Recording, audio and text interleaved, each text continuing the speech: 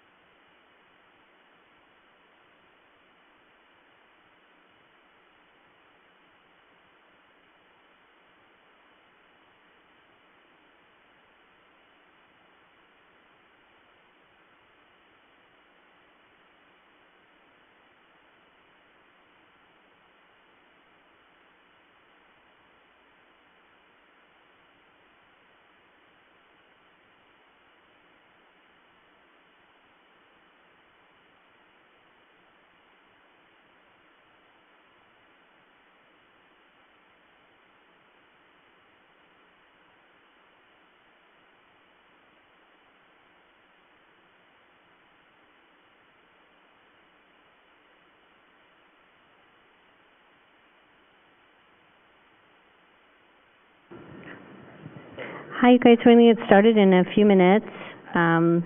Just curious if you've maybe introduced yourself to your neighbor.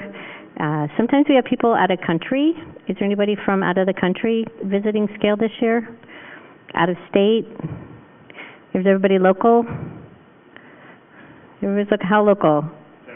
Oh, well, that's okay. That's a ways. Everybody else local to LA? Huntington. Okay, you came a bit of a ways. Seattle.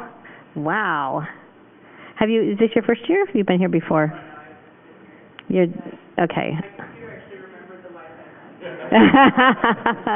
Okay, that's a sign of somebody who's been here before. Awesome. Okay, well, thank you everybody for coming out, and don't forget to say hi and meet people and really add to your conference experience.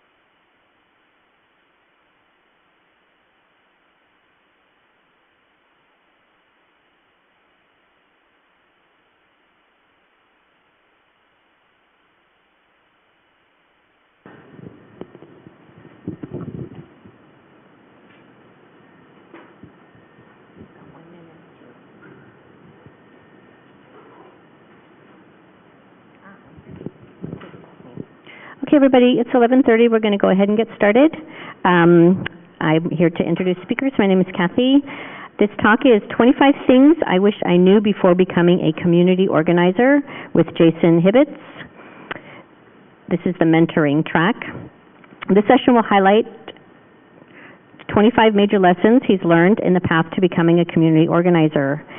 And community organizing can be challenging, not only for someone just getting started, but for veteran leaders as well. All attendees should get valuable, practical advice for community organizing. Please join me in welcoming Jason.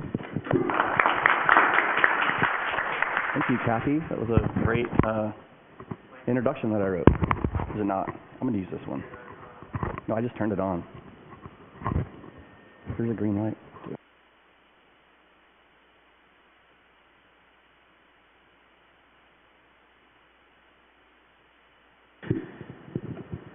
All right, how's that? All right, well, thanks for being here today. I really appreciate you spending some time with us. My name is Jason Hibbets. I'm a community architect at Red Hat. That means I'm a mashup of a community manager, project manager, and I just kind of do whatever needs to be done, to be honest with you. I've been at Red Hat for just over 16 years. I started off doing Red Hat tech support. Basically, was one of the people picking up the phone saying, how can I fix your Red Hat Linux today? And now we have like Red Hat Enterprise Linux and JBoss middleware stuff and Ansible, and so we've got all this great technology. So I've seen Red Hat go from a single box product where we would literally make money off of coffee mugs and t-shirts to a multi-product, to a multi-brand. Now we call ourselves an open organization. And so about 9 years ago, I started working on our opensource.com project. For those of you not familiar with it, we're an online publication and community highlighting how open source is impacting our lives. We publish a variety of content from software development, programming, Python. We have a focus this month on Raspberry Pi because Raspberry Pi Day is coming up. And the thing that most people don't know is that you can actually submit an article to us and get published. So I actually see several people who have written articles for us in the room, so thank you for your contributions. In 2015, I got a chance to do some community building around our CEO's, Red Hat CEO's Jim Whitehurst's book called The Open Organization. So that was kind of a new realm of trying to figure out like how you actually build community around a book. So a little spoiler alert.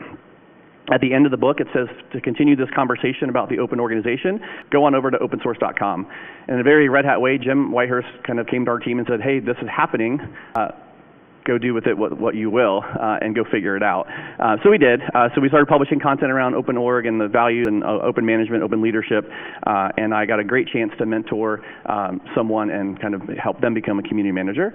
And then for the last year or so, I've been building a small community around the intersection of DevOps and open source. I've got about 70 or so that are interested in doing that. So if you are interested in doing that, please talk to me afterwards. So today, what I've got prepared for you is 25 practical tips about what I've learned over these last years, and let's get started.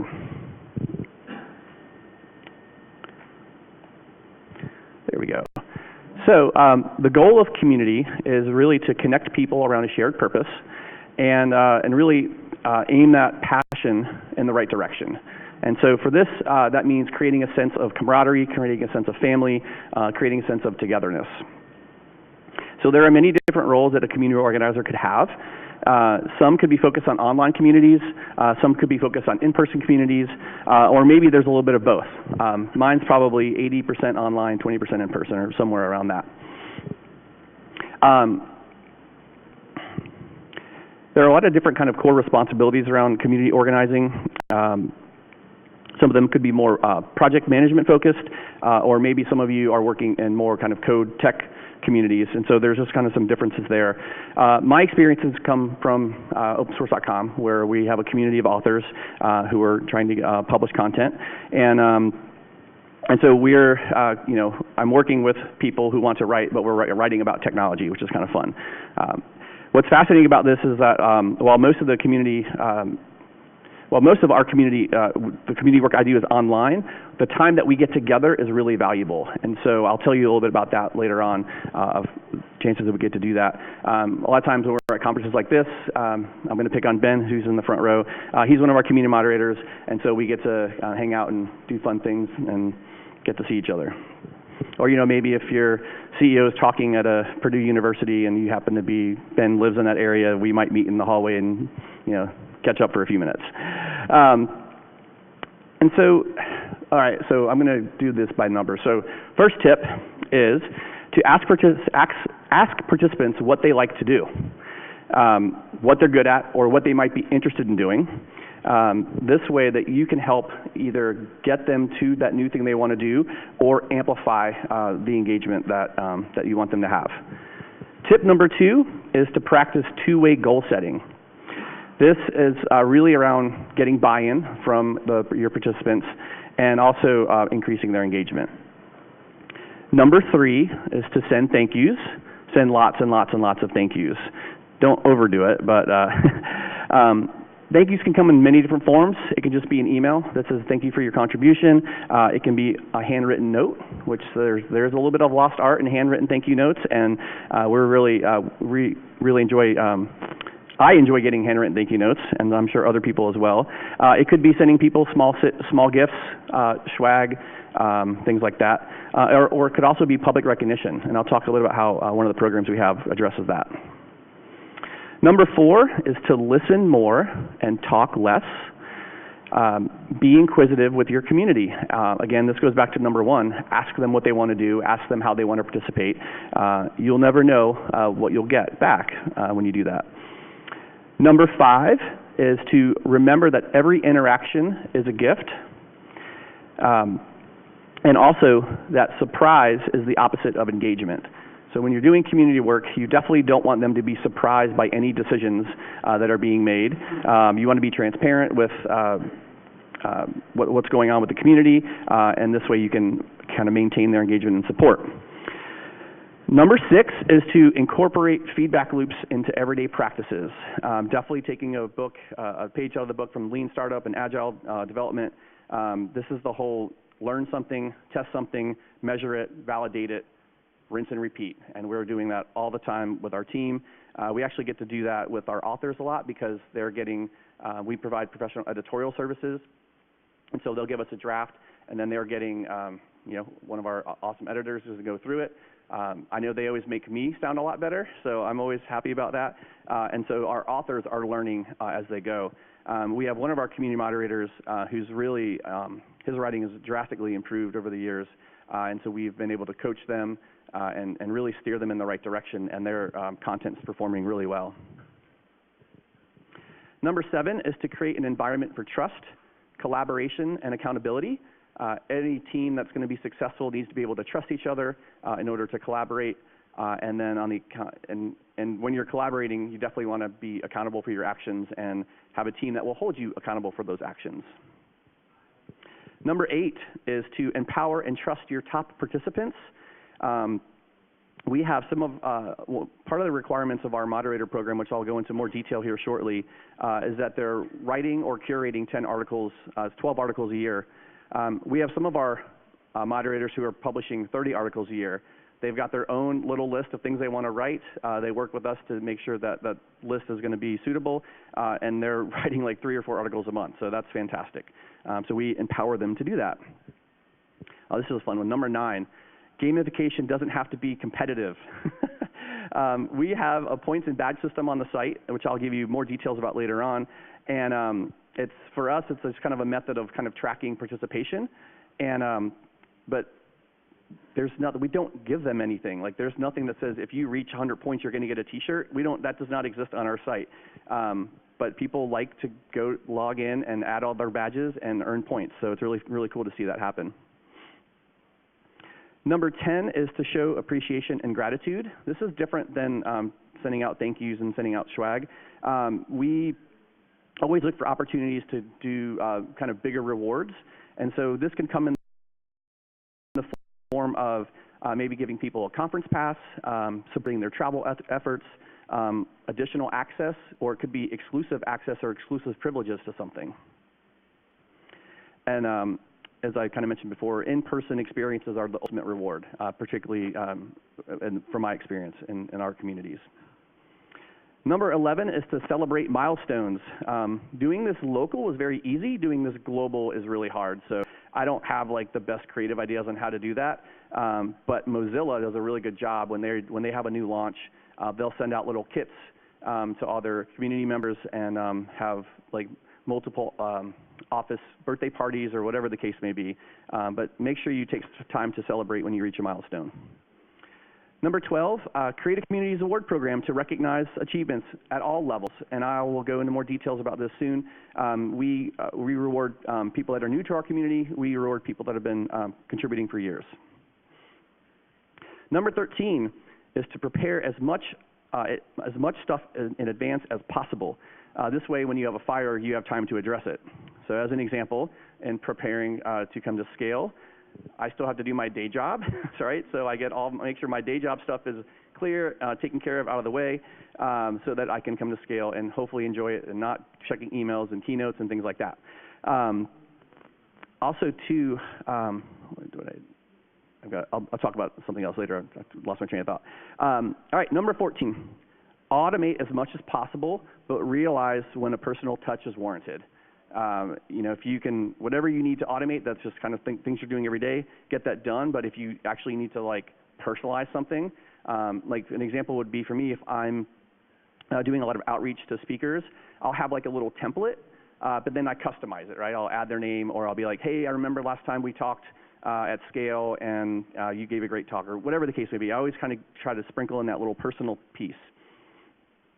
And then the other part of that is, what I found is that a community organizer, you are going to have a lot of single touch interactions.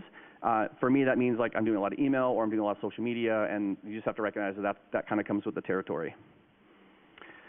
All right, number 15, practice being short and concise in your messaging. Save all the long stuff for documentation, for other for attachments, whatever that needs to be. Make sure you have your action items at the top of an email if you need them to do certain things. Don't bury that down in your messaging. What's that saying is, I would have wrote you a shorter note, but I didn't have enough time. That kind of applies to this. Number 16, don't go to participants with an ask every time. You don't want to be that person that's, oh man, here comes Matt again. He's going to ask me for something, right? You want to make sure that you're providing value. And think of ways that maybe you can give them a gift, right? Maybe you're reading an article online and you go, oh, that reminds, like Ben would be interested in that because it's about SpaceX. And so I'm going to just maybe fire him a tweet and say, hey, Ben, thought you'd like to see this. And maybe he finds that, hey, that guy's not always going to ask me for an article every month. It's funny, Ricky was working with us on the front row here. She has a great talk coming up after lunch, by the way. We have this weird ability where people will go up to someone and they'll be like, I'm going to write it, don't worry. And we're like, we weren't going to ask you about it. So that's really, I don't know how that happens, Ricky, but it's an interesting situation, right? All right, number 17, avoid engaging in endless debates, such as this is the year of the Linux desktop, or which Linux distribution you prefer, or in our Red Hat offices, which flavor of LaCroix is the best. That is a serious argument that happens quite frequently in our office. All right, number 18, community means something different to everyone. So your management might have a different thought on community than you do. Your software engineers or your developers that you're working with may have a different perspective of what community looks like to them. And community members may have a different perspective on community. So your job as a community organizer, one of your jobs, whether you're a community organizer or a developer advocate, is to educate all these different roles on what community management is. Number 19, be aware that part of community organizing role is to balance the value between the community and your organization. This is probably more prevalent in more software communities where, if you have folks developing, participating in your open source community, developing code from volunteer hours, and that becomes a product, you've got to there's a delicate balance on how you want to handle that. And again, it goes back to being transparent with decision making. All right, this is a huge one for me. Number 20 is to document what you do in order to measure success. Here are a couple of things that I recommend you keep track of. Any sort of like high touch interaction. So this is like, hey, I spent 2 hours with Mary working on an outline for whatever, and just make sure that your management knows that you're spending time there. Events like SCaLE are super valuable for me because I get to get to meet a lot of community members. I get to recruit new authors. So I always do like a little travel report of people that I talked to, things that I did at the event, and always share that with the team. Maintain a contact list of people you want, and make sure you have that on a device that's not work-related in case you move on from things. And then write down big wins, right? Write down when you get that note from someone that says, hey, by the way, the article that I wrote helped me get a new job, or hey, we wrote an article about some technology and we brought their website down. True story. That happened a long time ago, but that was a nice reward for us, not for them. What else? And then we do monthly report. We have a monthly report that we have internally that has a few things that we track, and then we send a similar version of that report out to our community members. All right, number 21. We're getting real now. Know and understand that community doesn't stop at 5 o'clock, right? So we're talking about burnout. Burnout is real.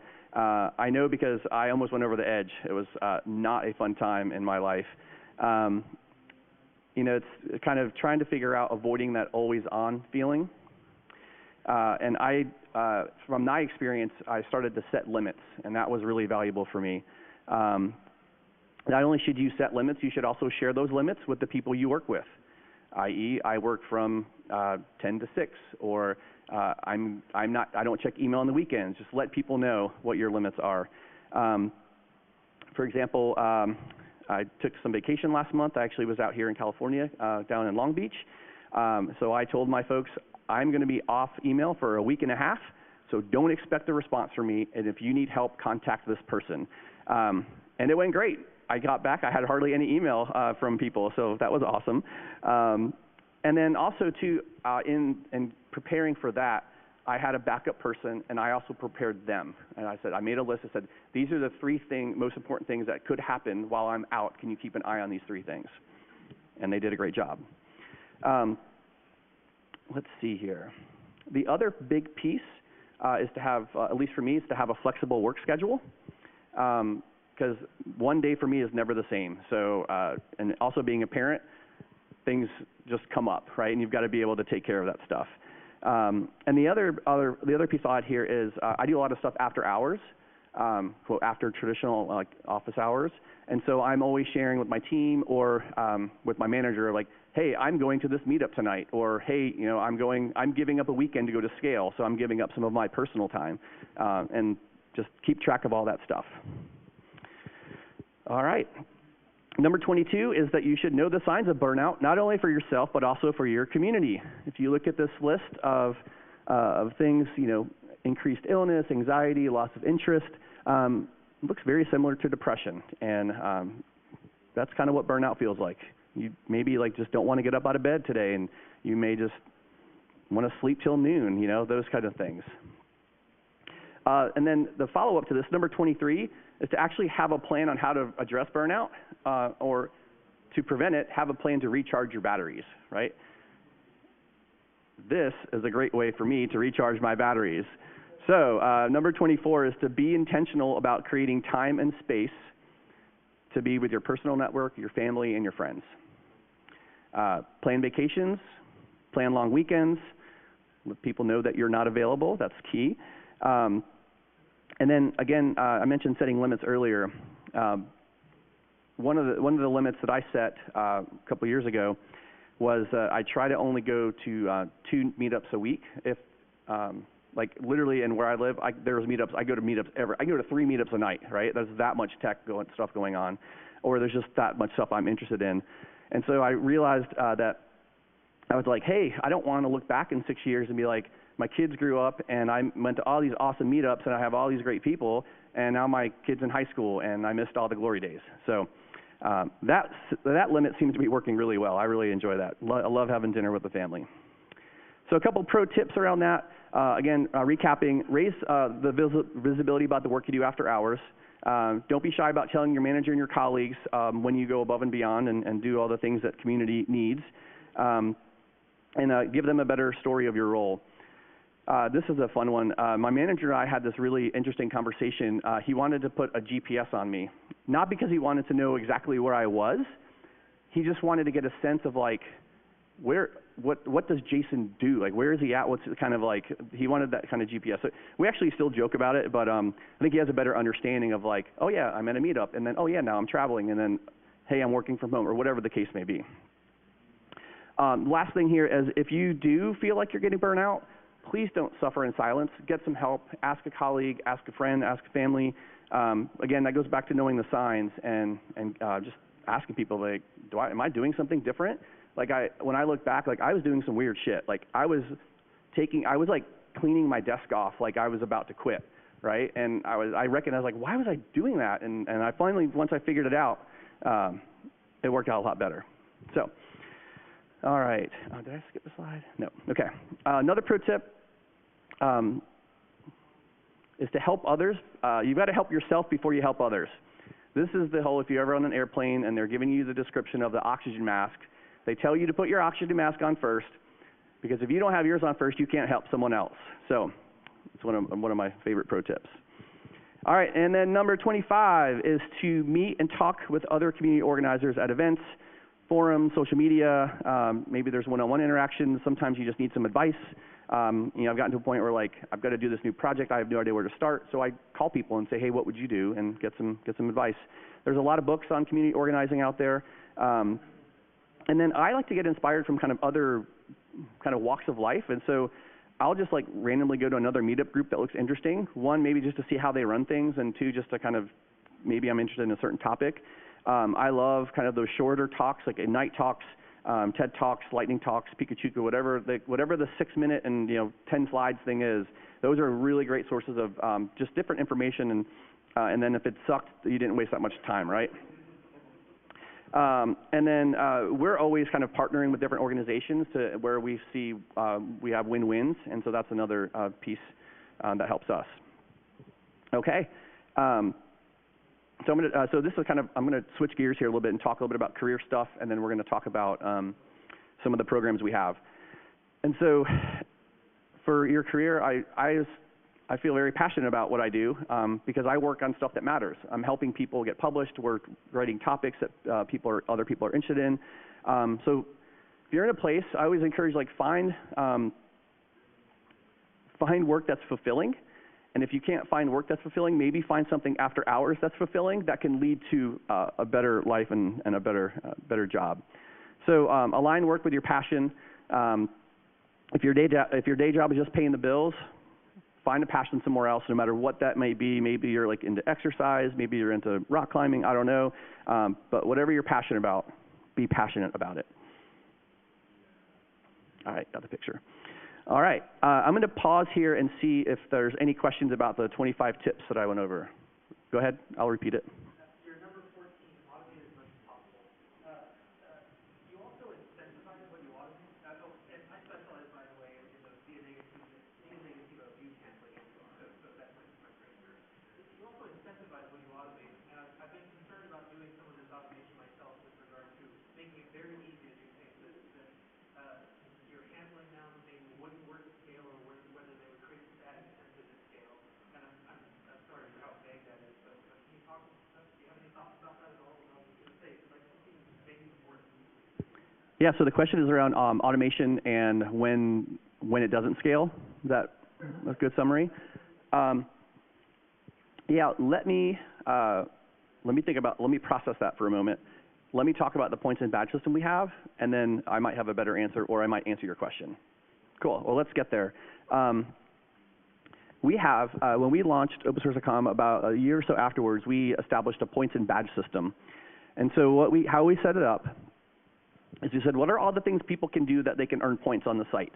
And so we're like, okay, they can log into the site. We can award them with that. They can comment on the site. They can, because what we want is to write articles, we put a lot of points behind writing articles. And so we identified the different things, and then we assigned a point value to it. Then we assigned these different roles where people could have. Funny thing happened on the way to creating roles. We thought that 10,000 points would be enough. We had community members get there way faster than we thought. And so Ricky and I had the brainstorm. We're like, okay, we have all these cool like open source things. Like I thought open sourcer was the coolest thing. Like that was like the ultimate thing you could ever get. and then we had to come up with some new. It's like, what's better than an open sorcerer? I guess they could be a star or a galaxy, whatever. Anyway, that was fun. And like I mentioned earlier, we don't have any, like, there's no t-shirt at the end of the tunnel, right? There's people just get points, and they're really proud to get those points. So here's an example of what it looks like on the website. Robin's been one of our longtime community moderators, and he's, you can see an example here of some of our award badges that we give out, and they proudly display their badges. Let's see. Oh, the other thing I want to mention here too is I think part of this, part of the reason why people are into the points and badge stuff is that, you know, from open source communities, like a lot of what we do is reputation, or a lot of it is just kind of to build our resume or to give back. And so I think that's kind of the correlation with what's happening here. I'm still thinking about the SCaLE thing, so, or do you want me to go back? Oh, I'm sorry. Sorry, that wasn't clear. The points, yeah, I will. The question was, what's the difference between the points and the badges? The points are the values these are the badges that we give out. So as they earn these points, they go through these different levels. Yep. And then we have special, as you can see from here, we have different, these green badges are like topical badges. So like they could, maybe they're into sysadmin, maybe they're sysadmin, maybe they're into DevOps. We created all these like random kind of techie badges. And then we have special award badges that we hand out to community members. They can't go in and say, I got a community moderator award in 2018. They have to earn that one. Let's see. All right, so let's maybe talk about the community moderator program. So as I mentioned earlier, these are volunteers. They're signing up for a 1-year commitment, and we ask them to write or curate 12 articles a year. And then curating is great because it actually helps us find new authors for our community. We have a weekly call that's voluntary that we ask them. Sometimes they join, sometimes they don't, sometimes they come once a month, but it's an opportunity for them. They know that we're kind of, it's like office hours, right? They know that our team's going to be there to answer any question and give some updates. We are actually, one of our goals is to make our community moderator program more diverse. The challenge is we're working with a limited set of authors, and as you go to any other diversity and inclusion talks, it's a hot topic for us. But this slide, like this is a slide that represents some of our community moderators, past and present. It's really about, you know, connecting people and creating a shared purpose. And part of the rewards that we give for our community moderators is we fly every fall. There's a conference in Raleigh, North Carolina called All Things Open. It should attract 5,000 people this year or so. And it's literally all things open. It's front-end development, back-end development, security, community, everything, open data, open government. So we, Red Hat flies our community, not Red Hat, Red Hat pays to fly our community moderators to Raleigh. We cover their travel, we cover their lodging, we cover the majority of their meals. We host them at Red Hat the day before the conference, and we have basically an in-person strategy session. They help us map out what we're going to do for the next year. We brainstorm new articles. We have some really good food that we bring in. They are fed well, let me put it that way. I'm the one that has to get all the food, so I'm taking a little credit for that. But it's really like, it's kind of like the highlight of my year. Like we get to bring all these people that we work with online. Sometimes we'll bump into them at a conference, but we get to spend some really quality time with them. And really, it's just an amazing group of people to work with, and I'm really blessed to be able to be a part of that. I kind of alluded to this earlier, but we also have an awards program that we do. So every January, we call them our community awards. So we have a couple of different things we do. The team will pick 8 to 10 folks, and we have it's called the People's Choice Award. So we'll do we'll publish the people who are eligible for the People's Choice Award who have been nominated for that, and then our community vote on the people that they think deserve that award. We also have the Moderator of the Year Award. We let our moderators vote on who they think amongst them should be worthy of that. We have a Reader's Choice Award where we select our top articles and then let our community vote on what their favorite article was.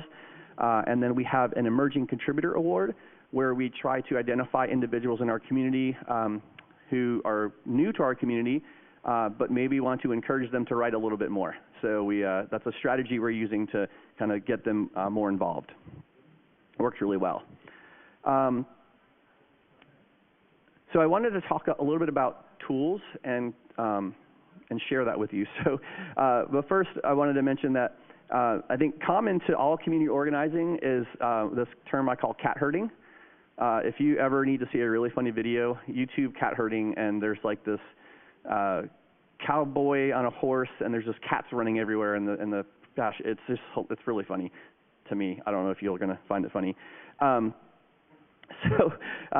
But for me, when I think about cat herding, woo, that's a bad one. Is that a brothel? I don't know. For me, cat herding is really kind of like organized chaos, right? It's being able to kind of see the end of the light at the end of the tunnel and move things out of the way and get to that direction. It's a million things moving in a million directions, and just being able to focus. When you get when you get to that end of the tunnel, it's very rewarding, at least for me. But there's a lot of effort that goes into this, right? And so let's transition. So I know when I go to conferences, I'm always asking people like what tools they're using and how they're getting their job done, and so I figured I would share that with you. So the way that I approached this was I made a list of all the things that I think I do.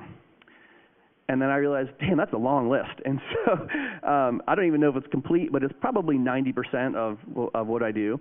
So what I'm going to do here is I'm going to break this in half and then show you the tools that I use for each of these tasks. And hopefully you'll be able to get a little takeaway from that. I'm a huge fan of being super productive because I like to GSD. I like to get stuff done, or insert other S word. I would encourage you, the other thing is I would encourage you to use tools that make you more productive and that make you make more sense. And in that vein, like sometimes we have tools that are kind of forced on us by our organizations and who we work for, and sometimes you just have to bite the bullet and use it, but maybe you could find a clever workaround. So for cat herding, I am sending out a lot of emails. I use a lot of reminders. I mean, I'm communicating with people on a variety of different platforms. It's text, it's chat, wow, it comes from all the different directions.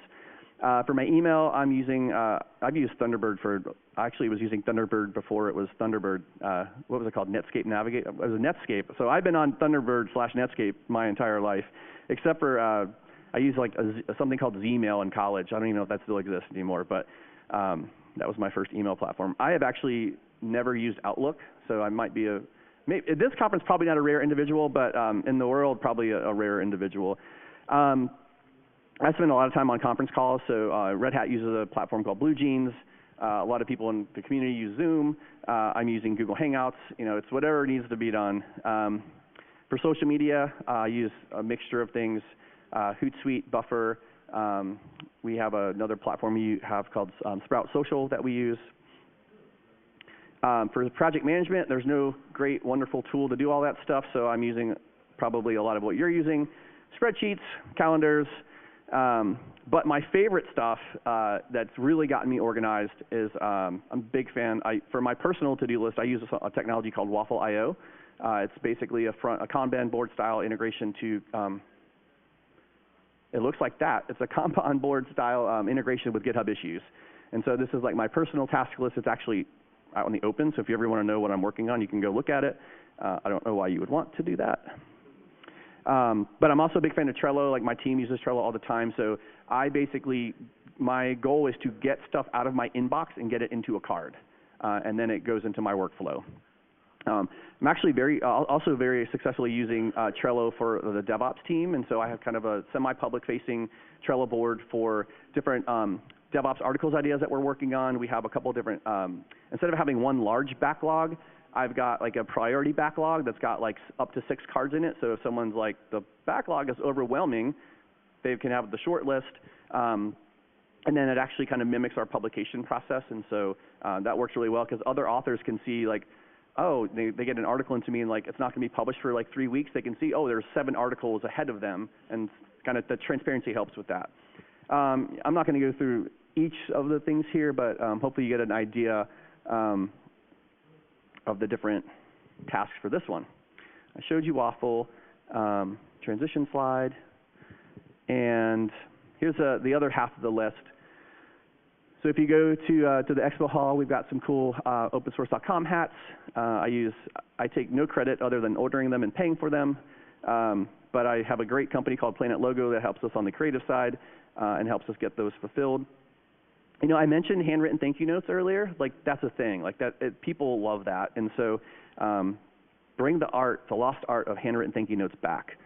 You know, I attend a lot of meetups, but I also host meetups. So I'm using a lot of the, Eventbrite stuff, meetup.com, and those type of tools. And then actually probably a little bit unique to my role is I do some basically system administration stuff on our Drupal backend. And so I'll take bugs and feature requests from the community and from my team. I'll get those into a sprint. So I'm doing our sprint planning. And then I work with, we have two different vendors. We have a company called BlueSpark that does all of our Drupal development. And then we partner with Acquia. They do all of our hosting. So I spend a lot of time living in Jira, working with BlueSpark to basically get our feature development out. And so that also means I do a lot of QA. So that's a fun thing too. Oh, geez, got it. All right. So a couple pro tips here as we're wrapping up.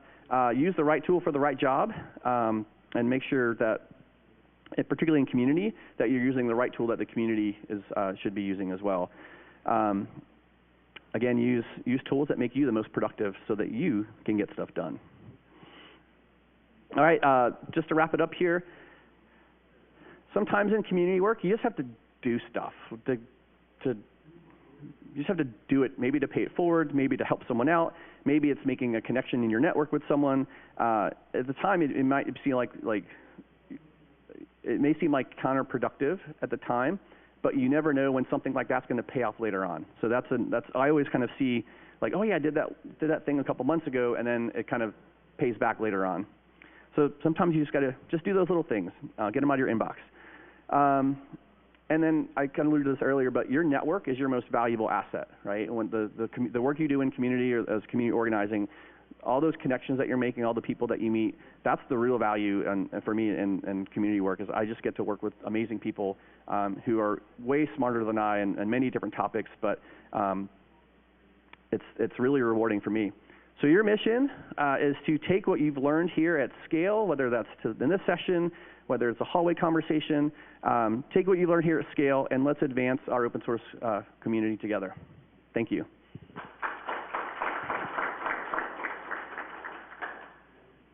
And I've been really thinking about this automation question. I'm stalling. No. So there was a question earlier around automating all the things, but and in my talk, as I said, but know when a personal touch is needed. And so the question was really about how do you know when you can automate at scale and when you need the personal touch? I don't have a really good answer for that. I will crowdsource the answer. Would anyone else like to make a suggestion on that? Please, he's really eager. Ricky, do you want to hear? Well, I think what we found on opensource.com is we had to scale our team also. There's a certain point if you're managing a community where if you want to do it well, you have to have additional community managers of some sort, and we started doing that with opensource.com. I think 4 or 5 years ago, there was one community manager. As the site has matured, everyone on the team has taken more community management roles in addition to what they're doing so that we can make sure that moderators and writers were getting more personal touch from us because we were also having long-term relationships at that point with these folks. They weren't just coming in and leaving. We don't want that. I'm not technically still on the site anymore, but my heart is. That's why I say this. And then they added a second community manager, and now there's another person doing more community management. So they've just shifted the roles around, and everyone is responsible for helping with community. With that said, I've seen larger organizations that they say everyone's responsible for community, but they don't have official community managers.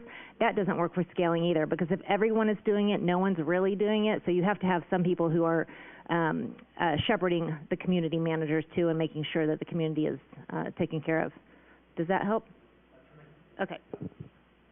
Thanks, Ricky. Still my backup. The other thing, as Ricky was talking, the other thing, you know, we actually had, there's a limitation on how many people you can actually work with effectively.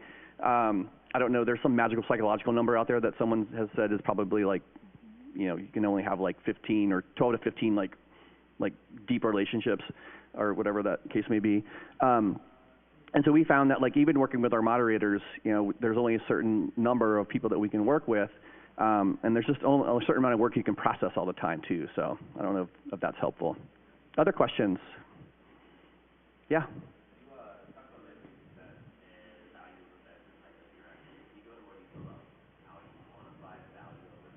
Yeah. So the question is, when we're measuring success and what we do, how do we quantify the value of an event? It's not easy, but what I do, so the biggest thing is I have a travel report, and so I'll say, so my travel report for SCaLE will look something like this.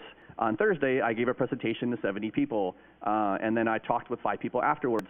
On Saturday, I worked at the booth. I gave away 1,000 hats. I don't know if that's true, but I don't know how many I brought. I gave a talk to 30 people, and I had good conversations with Jono Bacon, with Jeremy Garcia, blah, blah, blah, whoever I'm writing down everyone I'm talking with. And the trick about events, right, it's for us, we're not here generating leads. We're here to meet people, and we're here to find the new stories, and we're here to understand what are people talking about in open source. And so sometimes the events don't pay off for a while, right? I'll have instances where it was maybe two SCaLEs ago. I met a volunteer who was working at the one of the booths, and I'm trying to remember exactly what booth. It might have been like the EFF booth or the Software Federation Software Conservatory booth, one of those. And this was a situation where the person didn't know they could write for the site. And he's like, oh, I've got this really great story. And it was a year later when we finally got that first article, and it did really well. We need them to write for us again. So that's an example of like, when we meet every week. Our team meets every week to go over our, it's like a health check meeting, right? And so on Tuesdays, we send out our newsletter. And so on Tuesday afternoon, we meet, and we're going over the newsletter. We're looking at how it performed. Because we want to learn real time, like what content's performing well. And our goal is to deliver what we think the best content is to our audience. We're not saying, oh, we really want them to click on this. We're like, hey, everyone's been clicking on this, so we're going to give them that, right? We're going over a lot of our web statistics, page views, where they're coming from, how much is coming from search, how much is coming from new content. And then we actually go over, we look at how each article performed the previous week, and we have some commentary around it. It'll be like, hey, Ricky curated this one for software development programming stuff that we're working on, or hey, that's the person I met at the booth a year ago, right? And like Ricky and I are like pros at this. We're always bringing that stuff up, like, oh yeah, that came from this event or that came from this event. So we are constantly nagging our manager about that. So does that give you some color on the? Go ahead.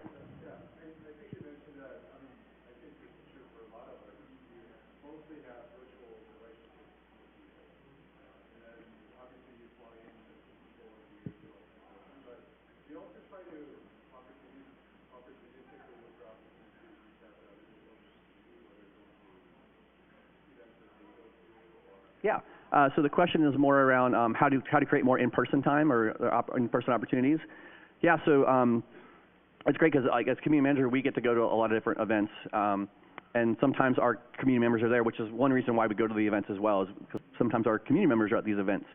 I forgot to mention that we host a quarterly call with our moderators, and so that's about as in-person, like we do a video call, so that's about as in-person as we can get, right? But we know we value their time, so it's usually like Saturday morning at 10 a.m.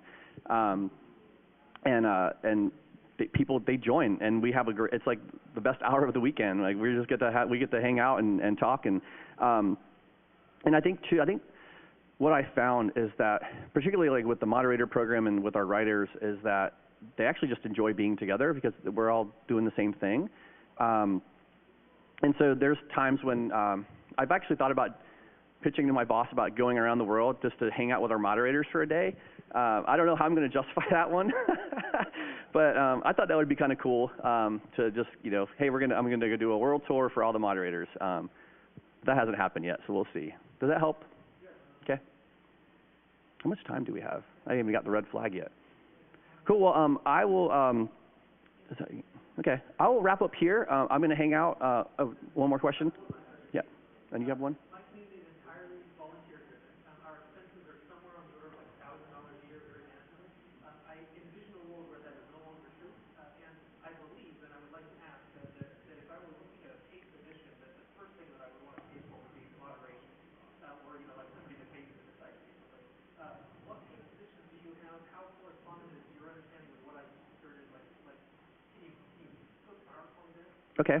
I'm going to try to summarize the question as, if I'm getting to the point where I need a community manager, what do I start with? Or how do I summarize that? The question is really, we've got a nonprofit, we've got volunteers, and we need some help moderation. What would you pay for first? Yeah, and what would I pay for first? The money, I have much more volunteers than trying to give me money that I have used for spending. And so we turn them all away, and at some point I will not be able to do this any longer. But I'll solve that problem later. But what would you spend? Okay, so and I think there was a question about different roles and what's. Okay, so I'll take a stab at that. On the way that we have our team running opensource.com is 4 to 5 people. The different roles that we have there. So I kind of explained my role, I kind of part Drupal system administrator, part sprint coordinator, part building DevOps communities. I order the swag, I order the food. So I have a different kind of community organizing roles there. But we have an editorial manager who manages all of our content. Actually, one of the roles of our community moderator is to help moderate the site. And so I'll get an email from one of our moderators that says, here's 5 more spam accounts. And I'm like, thank you very much. And I go handle all the spam accounts. So we actually have a lot of our community that's helping with the moderation. And then I'm trying to think if there's other. As Ricky kind of alluded to earlier, or mentioned earlier, is that each person on our team is playing more and more of a community management role, our community manager role. So we're kind of spreading that out and just because we understand that it's all about relationships and relationship building. So we're making sure that we maintain those relationships. I feel like I'm not answering your question, so maybe we can chat afterwards. Okay. You had a question as well?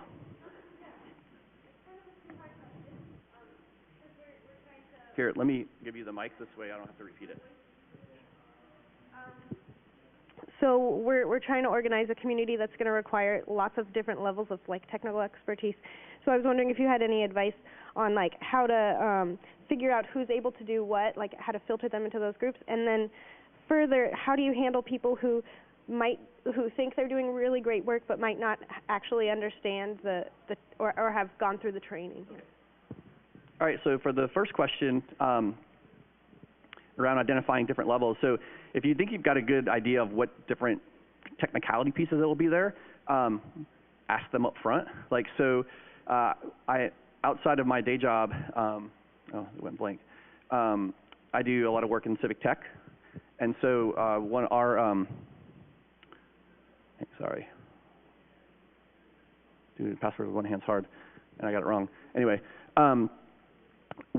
So one of our, and you're familiar with you came there, so our Open Rally Brigade is our civic tech group. We just made a form that we ask people to fill out when they come to the meetup, and it's basically what's your name, what's your email, why did you come, what skill set do you have, and then we give some examples of are you here for certain languages. So we just basically built the form and ask people to fill it out, and that helps us filter the people to the roles that we're trying to match them with. And then the second piece on contributors who may not be performing up to your expectations. Okay. Right. So for that one, definitely don't do it publicly.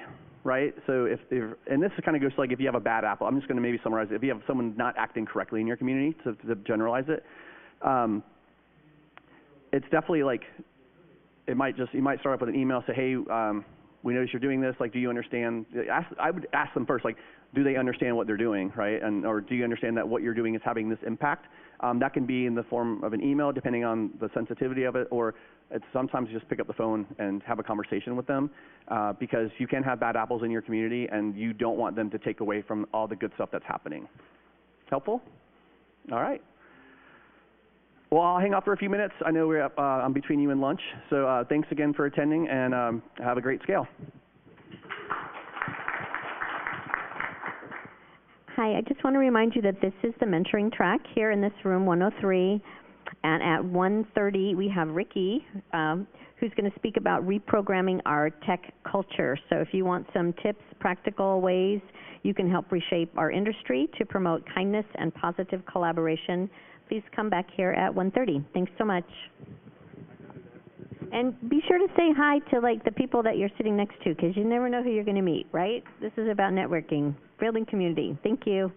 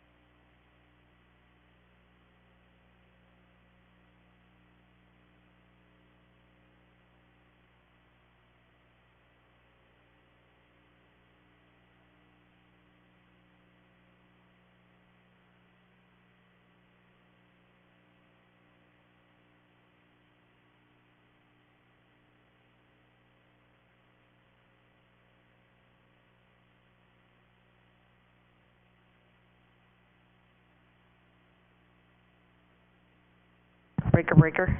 Testing, testing.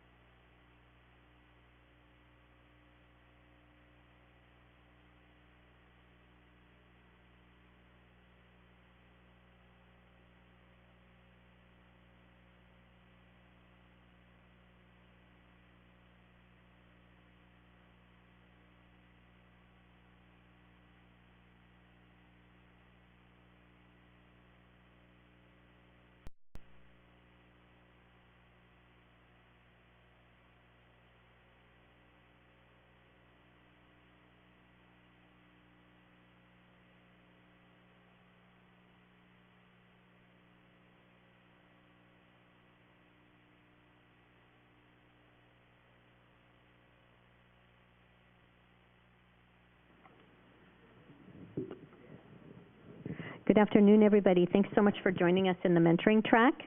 I'd like to introduce you to Rikki Ensley. She's going to be speaking about reprogramming our tech culture.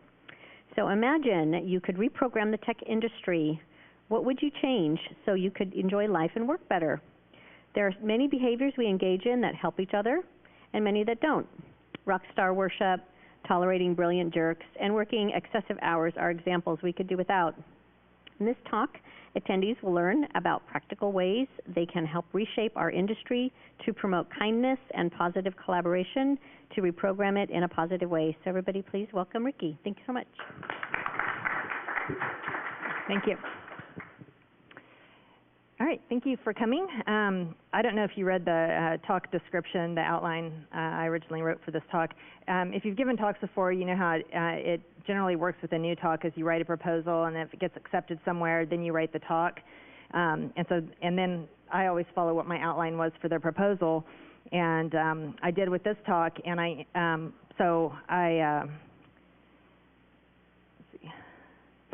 anyway, I ended up with basically a 2-week-long talk, and once I was done. And so the original question I wanted to address was, imagine you could reprogram the tech industry. What would you change so you could enjoy life and work better? You know, and I thought about all these things in tech that drive us crazy, that we've struggled with, you know, for decades now. This isn't new.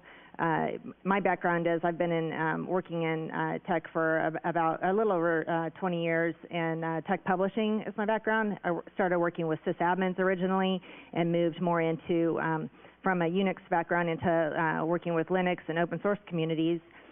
And, you know, we've really struggled with a lot of these cultural issues.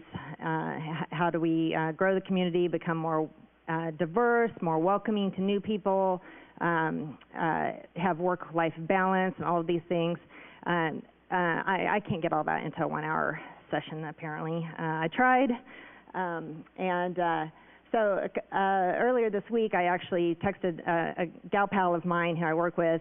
We were chatting, and I said, hey, can you come over and write my talk for me? Because I had like 14 pages of notes and, you know, all these academic papers and articles I was citing, and she wrote back, LOL, and I wrote back, no, seriously, the door's unlocked, coffee's on. And so she came over, and, you know, I showed her everything, and she's like, you get to pick 3 points for an hour-long talk. That's it. And so I've really tried to narrow this down based on the great feedback she gave me. So while I was thinking about this talk, which I have been thinking about since last fall, I think was when I originally came up with this idea, a few weeks ago, I was home with the flu and was kind of surfing online, and I saw that this book came out. That's my dog, Iggy. It's the only pet photo I snuck in here. But so this new book came out, No Hard Feelings. Has anyone heard of the book? Yeah, it just came out really recently, and I ordered it immediately. Even though I was homesick, this looked really interesting to me, and it has a lot of illustrations in it, which are really good. These 2 women collaborated on it, Liz and Molly, and as I was reading it, I just started bookmarking it. You can kind of see some of the bookmarks in there. I had so many bookmarks, and basically I wanted to give a talk that was reproduced as a book also, which I can't do, so I want to recommend you get the book.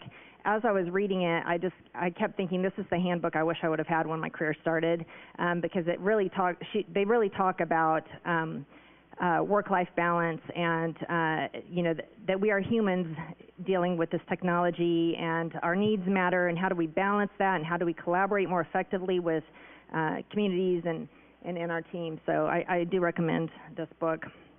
And so as I was reading that, and then I was talking to my friend about this talk, and all these topics that I wanted to tackle. How can we improve this industry? I rethought this question: what would you change so you could enjoy life and work better? And so that's the angle I wanted to take with this talk. We can't change the industry overnight. Like I said, I've been in this industry a little more than 20 years, and we are heading in the right direction. Our efforts matter to change the industry. We are slowly getting better. We are slowly becoming a more inclusive industry. Yes, we should be doing this faster. If we really are so smart, this should have been solved a long time ago. If it was really important, it would have been solved a long time ago. And so we really have to continue chipping away at it. In the meantime, that's a little comfort when you're just trying to get through your day-to-day work, right? And get up in the morning when you're like, oh, I worked until midnight last night. Now I have an 8 o'clock meeting, and I didn't even get through all my email yesterday. So it's not going to change overnight, but what can we as individuals change so that we can enjoy our lives and our work lives more, and we can make a difference with our colleagues, with our teams, within our own communities, within our own projects. So that's the angle I wanted to take. And in this talk, I'll go over the 3 points my friend told me I'm allowed to discuss. But then I also pooled the larger community via Twitter a couple times, and I will share some other larger things that they're thinking about, but some themes that I saw that are high priority that I hope that we will be addressing as a group, as a community soon. Okay, so one thing I wanted to talk about was, let's talk about first impressions that we make. And so those authors of the book that I told you about, Liz and Molly, have also written quite a few articles. And I ran across this one article that they wrote, How to Foster a Culture of Belonging at Work. And I really like this because they talk about when somebody joins your team or your community or project or your company. And I don't know if you were in the talk right before in this room, right before the lunch break, my colleague Jason Hibbets from opensource.com gave a community talk. For the past 4 years, I worked on opensource.com at Red Hat. I've been at Red Hat for just a little over 5 years. But 3 weeks ago, I switched teams and I switched projects. And I hadn't made a change in several years. And I forgot what that was like, and so this article really resonated with me because I was going from a team that was a very happy team, highly functional, great manager, great project that I loved, and even though I stayed in the company, in my head when I switched teams, I didn't think it would be that traumatic because I was still in the same company, but moving to a new manager and a new team and a new project is still, it reminded me what it was like to join a new company, and so we as a tech industry, we're not always the most welcoming bunch. We're all doing a lot at a very fast pace. You know, I don't know anyone who goes home at the end of the day and is like, my job was done today. We go home thinking about all the stuff that we still need to do, that are excited to do but didn't have time to do. But one way that we as individuals can make a difference is when people join our teams, when people join our communities. And I have really been noticing this as I join my new team because they are putting in a lot of hours, each person on my team. They're all stressed out. It's a young team doing a lot of stuff. One thing that they have done as a group very right is in the way they've been welcoming me on the team. And so I wanted to talk a little bit about that. So in that article, I was just talking about transition moments, like employees' first day on the job, are particularly anxiety-inducing, which makes them great opportunities to create a sense of belonging. In that article, I've got the links at the end of this talk. They talked about, and I think they also talk about it in that book, what some organizations are doing to welcome new people into their communities and into their projects. They showed examples of companies that we'll have teammates, reach out to people before they welcome them, before the first day, and say, what are your questions, or here's what you can expect on your first day. They had a company that decorated people's desks before they arrived for the first day with little notes like, we're excited you're here, or whatever. And I don't have a desk, I'm on a remote team, but I did have people reaching out in advance telling me they were excited, and then they had thought about what my first day would look like. They had outlines for who would meet with me, and and providing me information up front, and then people checking in afterwards. So here's an example. My first week, this was what I was thinking, and I tweeted this, and along with this GIF, this is what I felt like on my first day. Like I was so excited, and I got in and was like, oh shit, what have I done?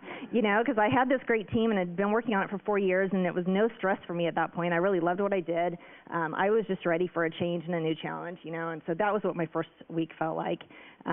It's gotten a lot better since then, but so one of the studies that Liz and Molly cited in that article was this Bamboo HR survey of more than 1,000 employees, employed U.S. workers, and they found that 31% of respondents left a job within the first 6 months, and of those, 68% left within 3 months. And I have had a job like that in the past, long before I joined Red Hat, where I left within 3 months, and so I could relate to this. Of that, 17% said a friendly smile or helpful coworker would have made all the difference. And I just thought that was really fascinating, and that resonated with me also, because I liked that other job I had enough.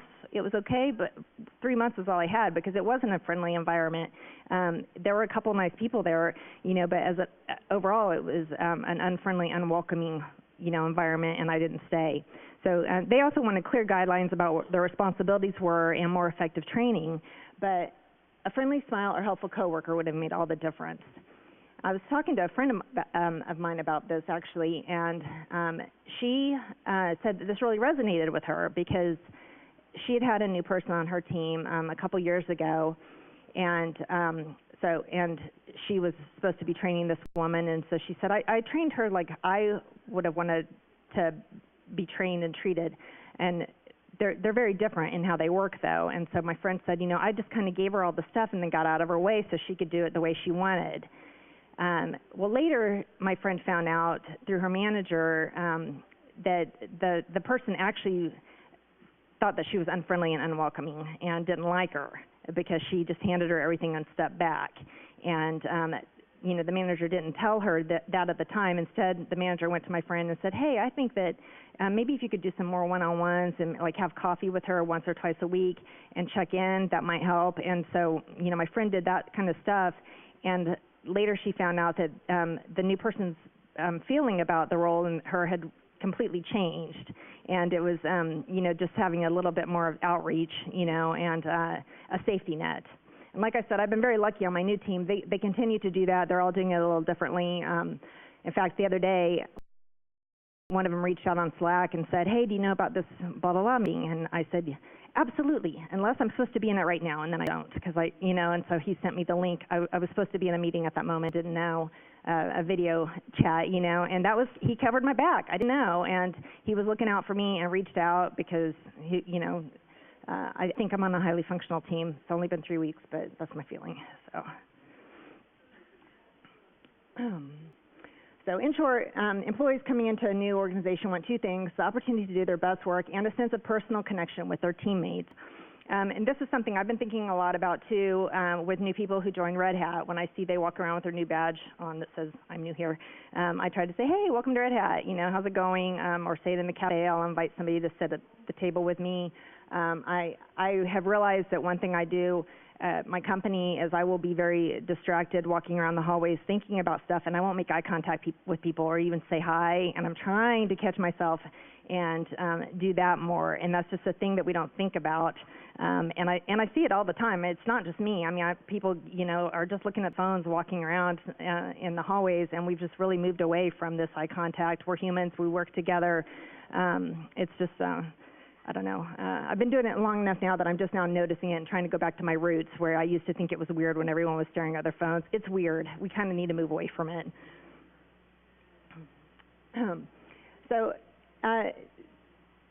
This is the other quote that really stood out. Being a woman in tech, I don't notice this so much anymore. I don't feel like quite. I don't notice that we're in a minority as much anymore because I've been doing this so long. But anyone who's from a marginalized community, a different group, this is even worse for them. You know, I mean, if I don't.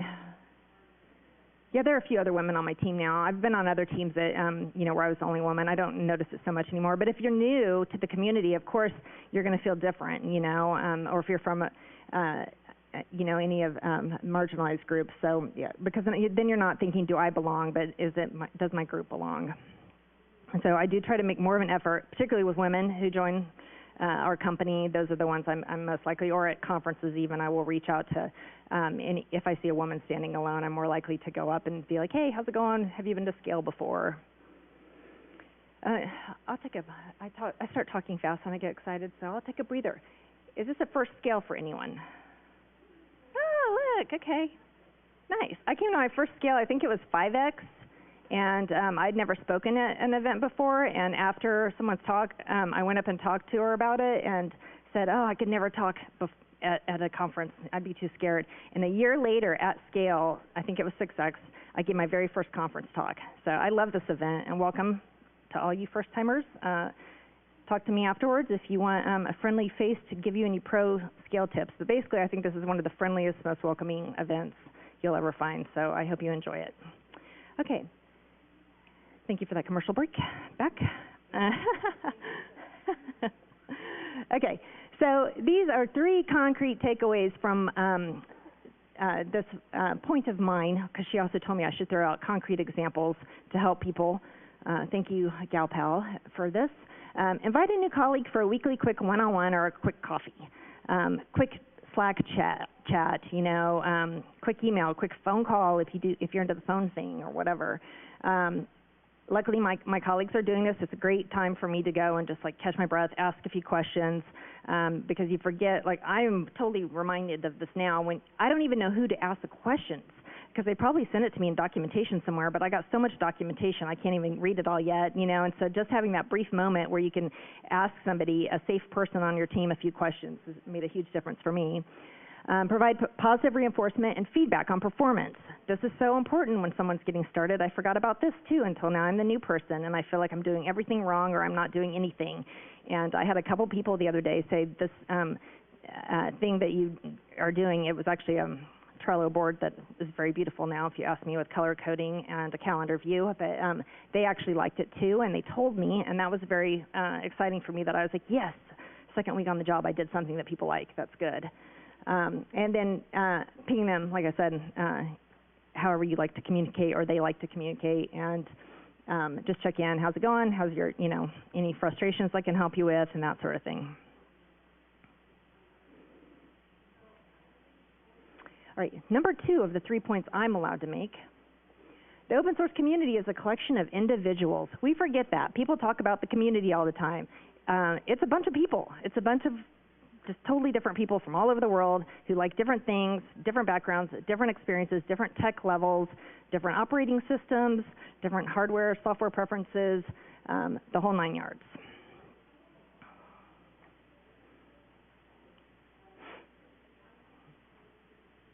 So I sent this question out on Twitter and asked the open source community / communities things that they would like, and I'll share some of the responses. And I didn't leave people's names in on the responses because I didn't check with them. And when I was less experienced in this field, I would just throw everybody's name out on slides. I don't do that now without specifically asking usually. And so I'll tell you some quotes without saying who sent it in.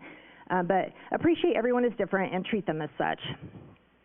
When the authors of the book, Liz and Molly of No Hard Feelings, when they first started collaborating on the book, they started having a lot of conflict right away between the two of them and realizing that they were having miscommunications.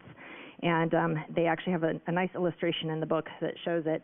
And so they talked about they got together and they talked about their work styles, and they found out that one of them is a morning person and does their best work around 8 a.m., and the other one is an evening person and prefers to work at night. One of them likes email best, one of them hates email and wants to do things via chat.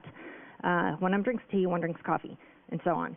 And so that, just knowing how they work, and they work differently, after that they were able to meet kind of in the middle and come up with some agreed ways of working. And I found this in my past with teams. It's the same thing. I had a team that really liked working on Slack. I told them I was finding it very disruptive. Nothing was so urgent. We actually worked together in an office, and I was like, you could have rolled over here if it was urgent. Otherwise, it's equivalent of that on Slack for me. It's like you rolled your chair over, and if you wouldn't do that in person, then don't interrupt me when I'm also trying to work. That's how it felt. And so it was just a different work style, and we figured it out on our team. And then here's another one. The open office thing needs to go, and so does fragrance, perfume, and cologne. So you as individuals can't get rid of your open office, right? Or whether people are wearing perfume or cologne or whatever. But you as individuals can share the pain with your colleagues and try to make it better for everyone.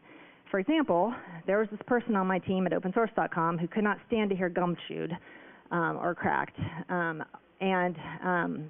That person also accidentally gave everyone on the team silly putty as a gift one time, not realizing that everybody would use it and crack it all the time. And it was really driving this person crazy. And so the rest of the team was like, okay, we like her, and she's a raving lunatic every time we chew gum. So when she wasn't in, they would all chew gum and enjoy it and bust out their silly putty. But when she was in the office, they'd put the silly putty away.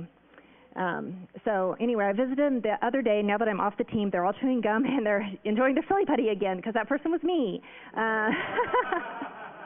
Because I went up to visit them in their office, and one of them was chewing gum, and I was like, oh, the gum's back. And she's like, yeah, silly putty's back now too. You're gone.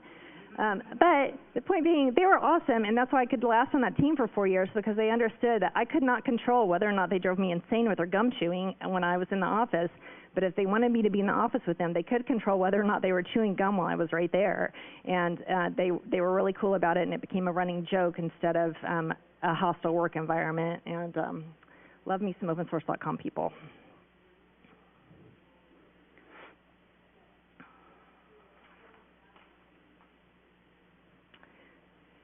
And then someone else said more remote-friendly culture in companies.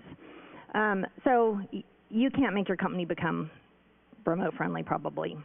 But if you can, you want to keep that in mind, because I think this is also an inclusion issue. As a single mother, when my child was younger, and or another time when I had some issues going on with my family, I worked for companies that weren't necessarily remote friendly, but I was fortunate enough that I was able to go to my managers and say, I'm at the point now where I have to job hunt, or you have to let me work at home some more because I'm torn here. And in the past, I had managers at companies that were able to give me remote friendly situations for a while. Or if you're influential in your company, maybe you can come up with some kind of a compromise. For example, opensource.com, when I was on that team, the team was all located in Raleigh at the time, but we had Wednesdays where we could work from home, and that was our time to work from home, and then we would have our in-person meetings the other days of the week. Over the years, the team, I have a problem with the open office situation. It's very hard for me to concentrate often, and so we became more flexible as a team, and we found that the whole team functioned well that way, because people didn't have to take PTO. They could work from home if their nanny situation fell through and still get work done. So if you're influential in your company, you might still be able to work your team in this direction, or your project, or your organization. Okay, number 3, because I'm allowed 3. This is a big one for me, and this is not something earlier in my career. People don't like to talk about money. They're uncomfortable talking about money, and not everyone's allowed to talk about money. So the compensation conversation. If you are in a contract and you're not allowed to talk about money or whatever, I'm not telling you to break your contract here, so don't sue me. That's not what I'm trying to do. But if you're not in that situation and it's just frowned upon or whatever, there are ways to tactfully talk about compensation without disclosing what you make. There are ways to, and I'm not saying you shouldn't disclose what you make. Sometimes it's appropriate with your close confidants or whatever. And this is, yeah, when I was younger and earlier in my career, people weren't giving me advice on the compensation talk. And for women, it can be very challenging to have this conversation. I'm not going to cite all of the studies because it was part of my 2-week talk plan that I had, but there are lots of studies that show women are actually penalized for negotiating, whereas men will just get the additional salary. And so we need to be having more compensation talks. If our companies are not going to be transparent about compensation, which I wish they would be, there are ways that we can work around it as a group and help each other. So, for example, I'd say within the past 5 years or so, I've been able to have more of these compensation talks with women in particular, just because I tend to mentor women more. Without talking about my specific salary, I will talk about how do you find out what salary you should be making. And I will work with people on, years of experience. What is it that you're doing at your company? Where are you located? What is a company of your size pay? What are they saying on the websites like Glassdoor and whatever? What are other people sharing about that? And then also salary negotiation techniques. So also if you're part of a marginalized group, for example, in a company, you want to be able to reach out. And for example, I want to ask other women, but you also want to ask the group that's in power, members of that group, what's working for you? How are you negotiating salary? What do you think this company is doing salary-wise? Do you know, is there a different group I should be in if I want to be at this X point in my career within 5 years? Should I be looking at a different team? And this is the kind of networking we as individuals could be doing to help with the salary and the compensation discussion. Does that make sense? Okay. It's a hard topic to talk about, but I think it's important for us as a group. So now, I said I was only allowed 3. These aren't mine now. Now I'm going to go into what the people on the Twitters were saying when I reached out twice to ask people. And I pulled a couple of big themes out of these two final points. So this was the hours of labor discussion that I think was part of my original proposal. I really like this one. I'm also pretty much convinced that overworked people in tech are why we have some utterly stupid things. Leaving work and getting a little perspective is very clearly needed. And this is a nice progression in this thread. Stop the belief that 70-hour work weeks are productive. Eliminate the expectation, spoken or otherwise, of working more than 40 hours. And this is the one I really like, 25-hour work weeks. I thought that was a nice progression, and this was, I think, the last one I got, and I was like, okay, we've had it with 70 hours. We're ready for 25-hour work weeks. This is one thing I found with my new team, and I'm still trying to navigate this. My other team, opensource.com, when I was there originally, and in my past in tech publishing, I worked nights and weekends. I worked all the holidays in tech publishing. I worked when I was sick in tech publishing because I worked on print, and a magazine had to go to the printer regardless, I worked through grief. I missed a funeral once, and I think that that's a horrible way to live now. I mean, I can't believe I missed this funeral years ago and had to go to a conference instead. I should have gone to the funeral. And so this is a thing now that I'm thinking about differently. I'm on this team now, doing a lot. They're all, working nights, weekends, some of them, I don't know how everybody manages their hours, and now I'm trying to figure out how am I going to work on this team. And I spend some time thinking about it because I have so much I want to do. I'm so excited about this new role. There's so much stuff I want to do, and there's not enough hours in the day. But I've learned now that I do stupid stuff if I'm tired. And so I just have to shut it down. I mean, I need to be done. I start having back issues. I start getting sick a lot. And I make horrible mistakes. And my mistakes, because I work helping to run a blog, they can be public. I can end up allowing stuff to get published that's just bad, and people can be affected by it, and it can look bad on my whole team and my organization and my company. And so it's in everybody's best interest if I don't work, 60-hour work week. And so that's the place I'm coming from now with my new position. I would like to work all the hours and get caught up and get stuff done, but it'll be bad. And so I'm trying to balance that right now.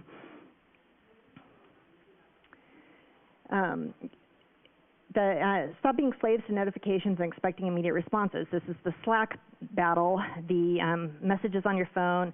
My watch just did an update, and it's buzzing all the time now. I always turn those off, and now my watch keeps buzzing at me, and I have to remember how to go turn it off again.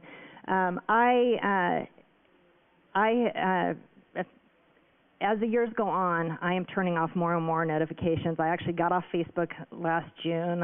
I just left it. I took Twitter off of my phone now, so you'll see that I don't tweet as much anymore. I'm really, I have pen pals now. Ben is one of my pen pals. I have pen pals. I write letters now. And so I'm having these fewer conversations that are just more thoughtful for me now, and I'm just having to shut down these notifications. Slack, I don't have those come to my phone usually. I have it on a different screen when I'm working, because for me it's this constant noise. And again, it's a quality versus quantity of work. Do you want me to get stuff done, or do you want me to answer all of these questions that could have waited? It could have been our weekly meeting. It could have been an email, or you could have Googled it. I don't know.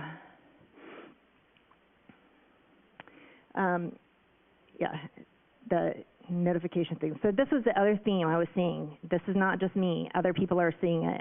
There are articles, there are books. I could write a whole dissertation on the notification thing too.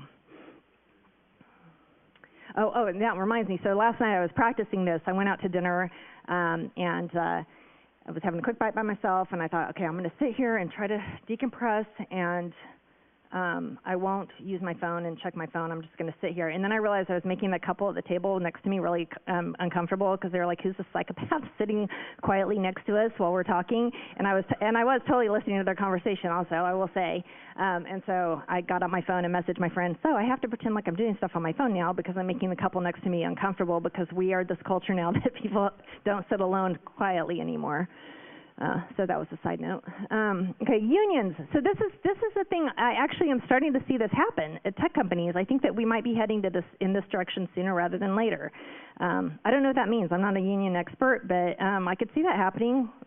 I'm kind of surprised it didn't happen 10 years ago now that I think about it, but this is my prediction. If you want to take away, for somebody who just said I know nothing about unions really, I think this is going to happen sooner rather than later in our industry.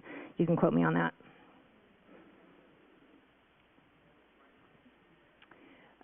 And change how we measure success. This is another theme I started seeing in the responses I got on Twitter.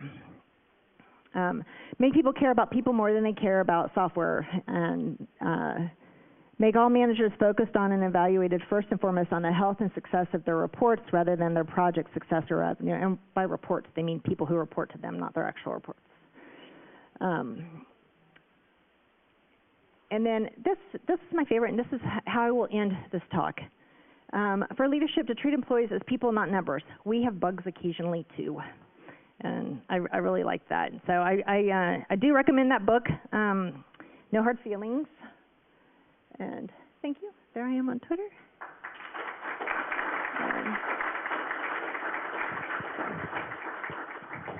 So here's a Q&A, because I am a fast talker and I give us a lot of time like I do. Any questions?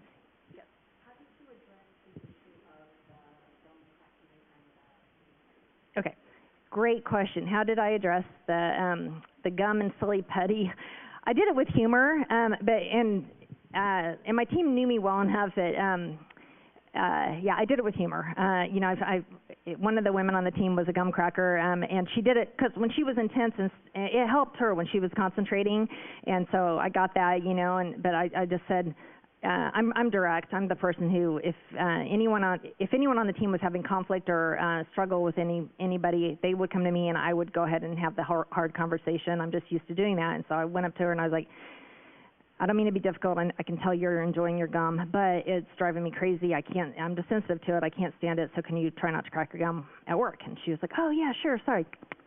And then a couple weeks later, I heard her cracking again, and I messaged, and I was like, sorry to ask you again, but you're cracking your gum, and she's like, oh, sorry. And then another time, so right after that, I heard her crack her gum, a week or two later, and I turned around and she goes, sorry, because she couldn't help it. And so we liked each other, and so we were able to have these conversations, and the silly putty thing, they're like, what did you expect? And I was like, well, when I gave you all silly putty, I thought you'd go home and on Sundays when you're reading the paper, you would use it in the comics because that's what we did when I was a kid, and now the thought occurs to me, you probably don't get the paper anymore because who does that? And so it was just a bad idea, right? But it was a bad idea. I didn't think about it. I was really picturing people using it on comics, I think. And so they put it up. One of them, he handed it to me and was like, just take it. I'm going to crack it if you let me keep it. And so, yep.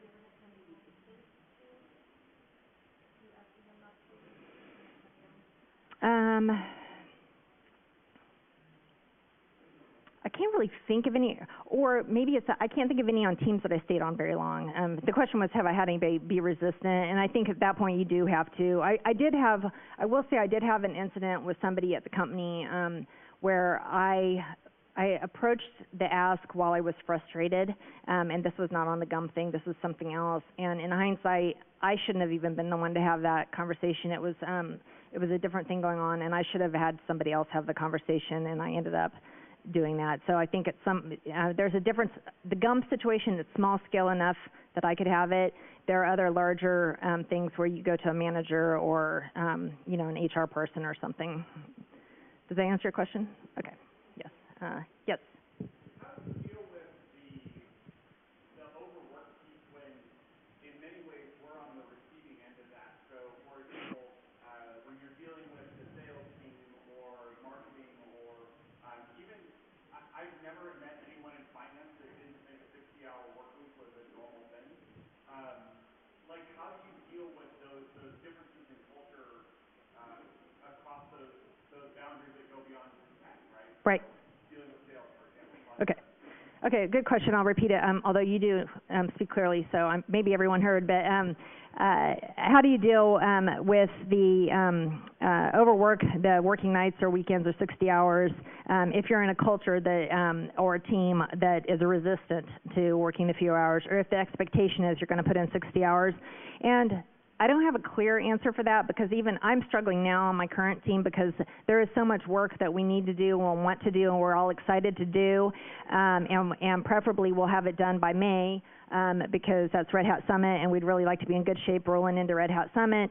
And so I'm still struggling with that too, but I'm already having the conversation with teammates that this is going to be a problem for me, and it's not that I'm not a team player and I don't want to get the stuff done, but I do know that I start to shut down and I can't think clearly and I make bad calls after a certain amount of time. So for me, I'm having the conversations now with teammates, and I am trying to adapt where I'm finding a balance for myself and prioritizing, and then I will also have the conversation with teammates. What are the priorities? What are the things that absolutely have to get done versus what is it that we want to get done, and try to find that sweet spot. So does that answer your question? I mean, it's complicated and it's hard, and I don't think it works the same for everybody in every organization and every team.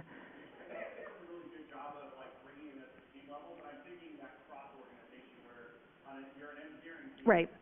And you're interacting with other people. Right.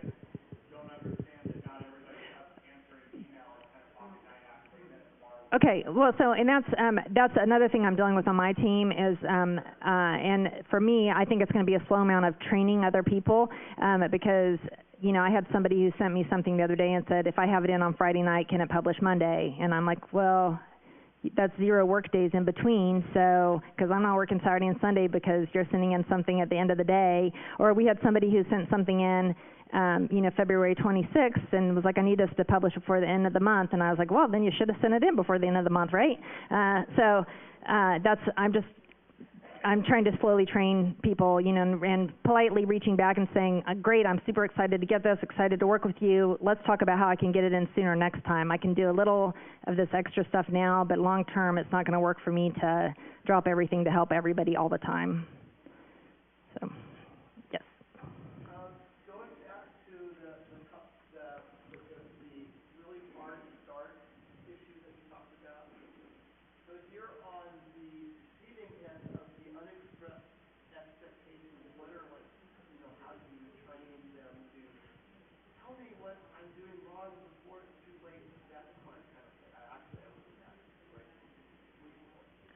So the question is, how do you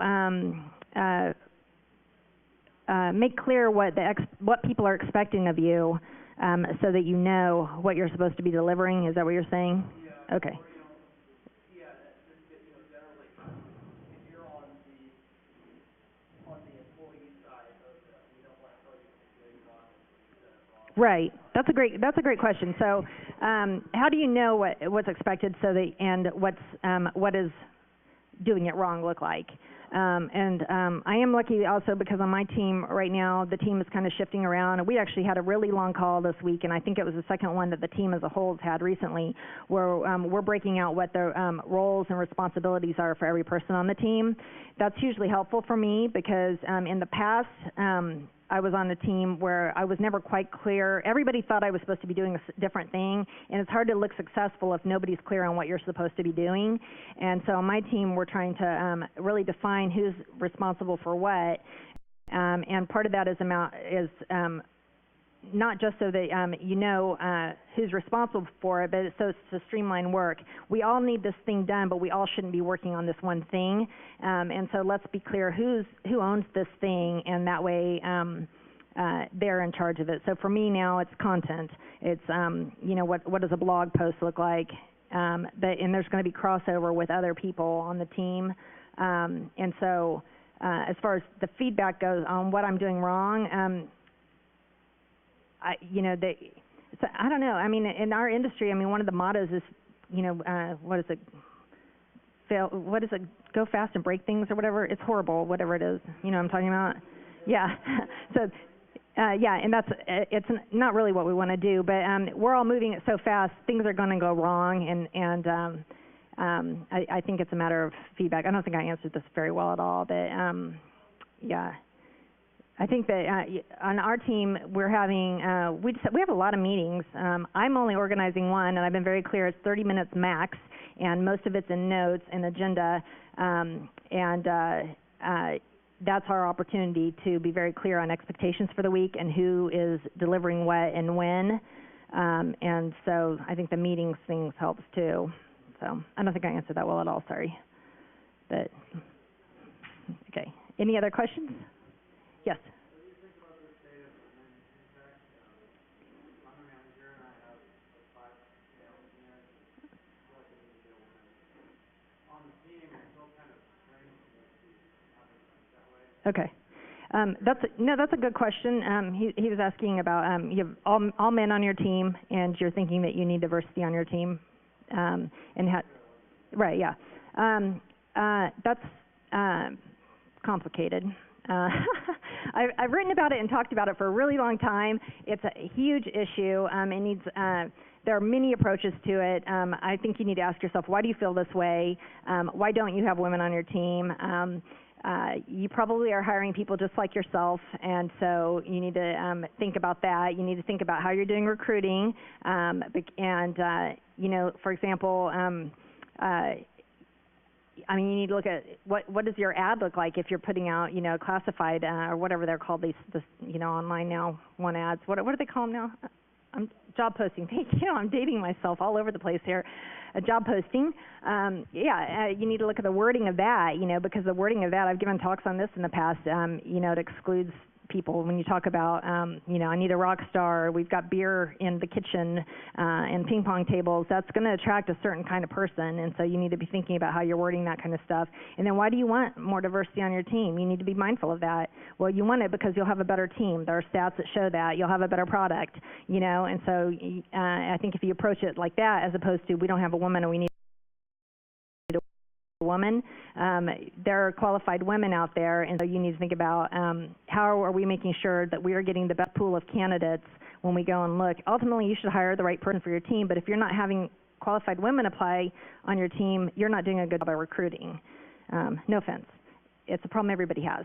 My own company struggles with it. Do I think it's improving? I think we're more aware that there's a problem and making more effort. I can't say for sure that it's improving. I'm mad about it all the time, to be honest. I think if we were all that smart, this wouldn't be such a big problem right now. We think we're the smartest people in all the industries, you know, and we should be doing a better job of recruiting. I'm seeing some progress. It's not where it should be. Did that answer? Okay.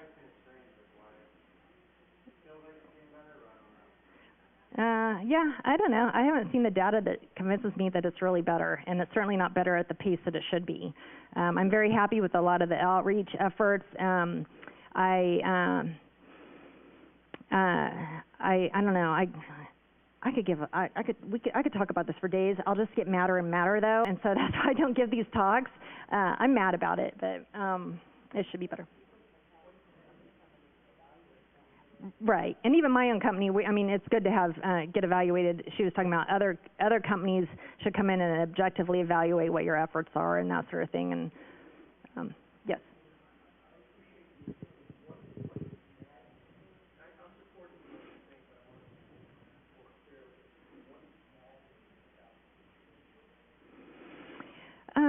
Well, I don't know. It's complicated. I mean, I'm tired of talking about it, to be honest. I mean, I'm not saying that to you personally, but after 20-some years of it, you know, it's just there's not a pipeline problem, you know. I mean, and my own company, we're making efforts. I love my company. I've been there 5 years. I plan on being there for a long time. But I even have frustrations with my own company on, you know, how we do outreach or how we are showcasing the women that are already in, and I see a lot of effort. In many cases, though, also I see, okay, I guess I think, this is getting off. I shouldn't have got started on this. Okay. I think men could be making more of an effort. I think that women end up having to make a lot of the effort. I have had, okay, thank you. I appreciate when my male colleagues message me privately to say I'm an ally and support you. Not really, though. I mean, you should have said that publicly, and you should have been an ally by you being out there. Why do I have to go and complain to my company? You know, it's the people who are not actually in power are having to drive this, and it's very frustrating. Okay, I should stop now. Thanks. So, yeah. Don't get me started on that topic, or I will just talk about it for days. Right. Men could be sharing salary information, you know. I mean, I've had conversations with men that are very frustrating. I've had male managers tell me, you know, who call themselves allies, but then say, you know, they don't, you know, feel like they should have to hire someone who might be pregnant. You know, just these little comments that happen all the time. It's the paper cut thing, 1,000 cuts or whatever. See, sorry, I can't stop. Don't get me started on this. All right. Ben? So you talk about doing things to welcome people, weekly one-on-one, talk about that. When do you stop doing that? Like, how do you know when they're ready to fly the nest on their own? Well, you know, I guess I think that's a conversation you have to have with that person, you know, because they might not everyone's going to want that all the time either. They, you know, maybe they are more of an introvert, or they don't want the hand holding, or they don't want to feel like they're being micromanaged and that sort of thing. And so that might be a conversation where you have with the person, is this still useful for you? You know, I know at some point that this might not work for you. Maybe you want to meet with other people. So anytime this isn't useful for you, or you want to do this differently, let me know. If you just want to, you know, do email check-ins, or you don't need check-ins anymore, we can move that way. So, yes.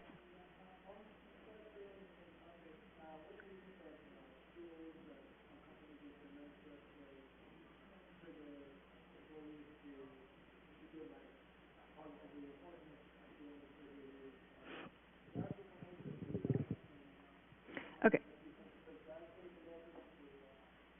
Okay, the question was, what do I think about companies that use certain tools to trigger employees providing positive feedback to teammates and that sort of thing? I don't think about it because I hadn't heard of that before, so I had no opinion on it. I didn't know that was a thing. So I don't know. Yeah, it would be interesting to see how that works. Yep.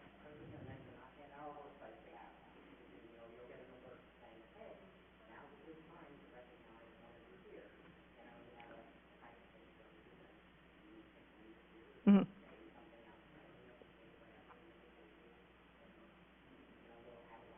Oh, okay. Okay, you know, that's a good point. We actually have that at Red Hat too, and I hadn't thought of it that way. It's Red Hat Rewards, so we get, I think it's quarterly, and occasionally we'll get a little reminder, and it's a dollar amount that you can reward people, or you can just send a little note, you know, whatever. I think that's a great system, and if it's something like that you're talking about, we often forget to use it, which is too bad. That's just money you're leaving out, you know, and you're not giving to your colleagues. I know I really appreciate when I get those, and I use those pretty often to send to people to thank them for certain things they've done. So I like that kind of a system quite a bit. It's a bonus, but the colleagues get to control, which I think is cool. Yeah. Oh, was there another question? Yes. Thank you. Yes. Mm-hmm.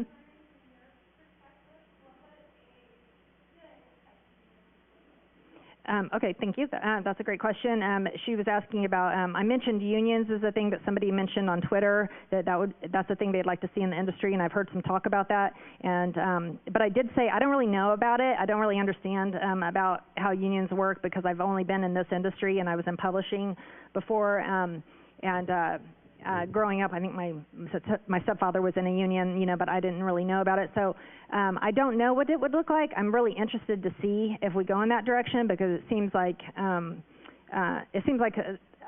a logical next step in our industry, you know. So I don't know yet, but I would like to learn more about it, and I hadn't thought about it until I saw that tweet from someone. So it's a great question. I don't have an answer for it yet, though. Thank you. Yes.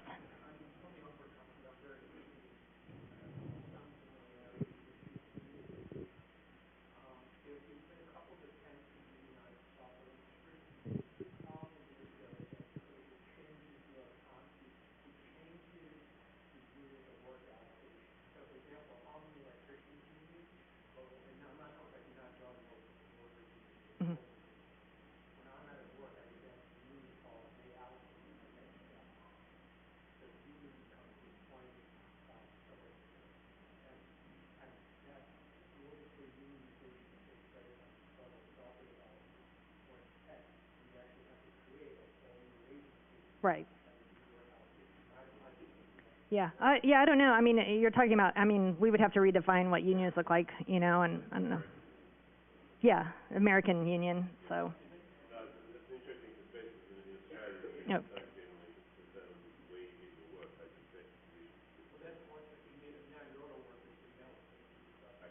Right. Okay. Thank you for that. Yes.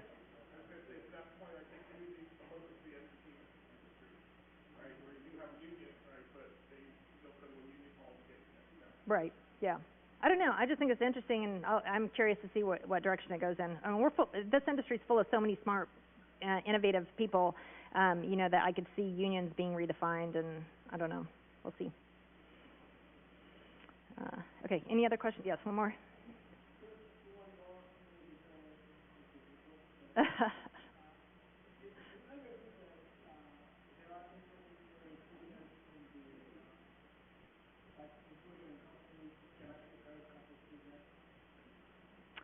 No, but I would like to see an example of that. I don't know. Yeah.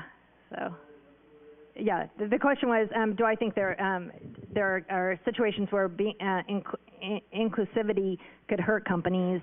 I can't think of what that would look like. I would be curious to hear that argument or see a real example. I think it can be used as an excuse often. I mean, I've seen it as an excuse. So we can't find women to do blah, blah, blah. And I'm like, okay, it's hard because, I mean, right.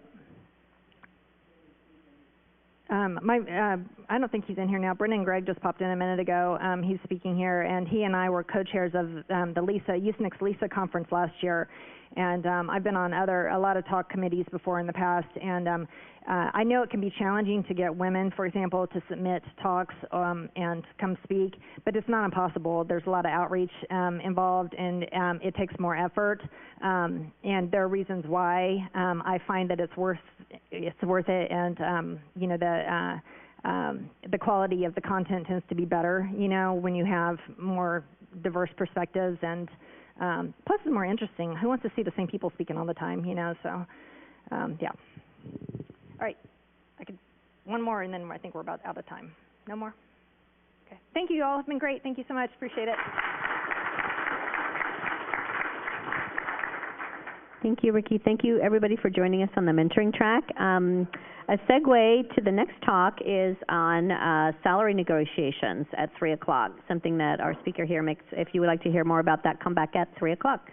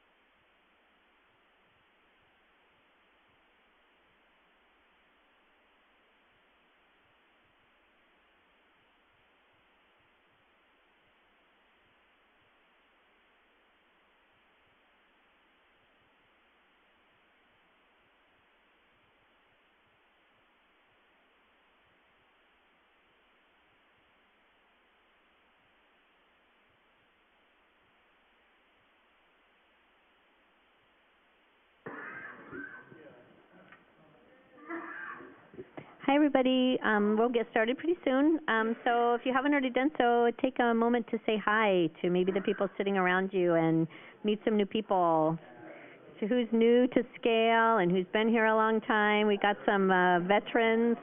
You can tell by the different color T-shirts what era people came.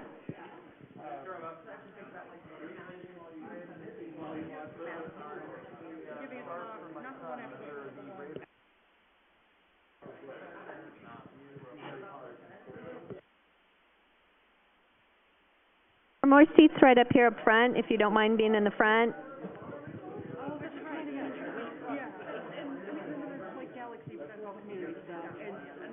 lot of the community modules that are in our module are to do services. Yeah, definitely. On our repo. Not my favorite, but I know we have other repos. Which one do? Power and rudder. We have all the. Oh, wait, but we have. Our habitat project, there's 600 some of them in one repo, but the reason we do that is when one is updated, all the stuff. Yeah, so that makes sense. Yeah, exactly.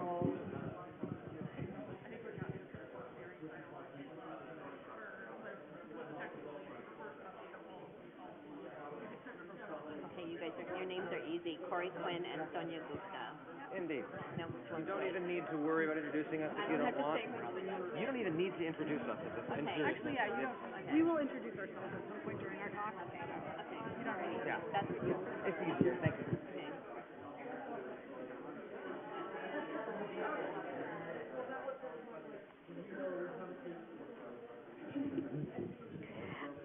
Guys, we have some more people coming in. Can you make room if possible? If you have, if you're using a tray, a bag, putting a bag on a chair or something, make space for people to come in. Thank you.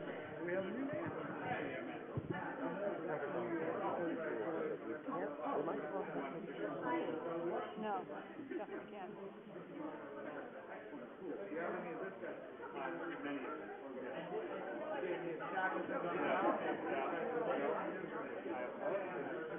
That's a camera in the back?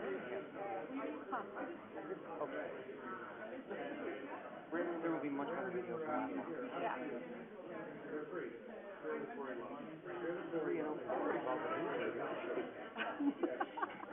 Well, it is live streaming. Sylvia shared the link.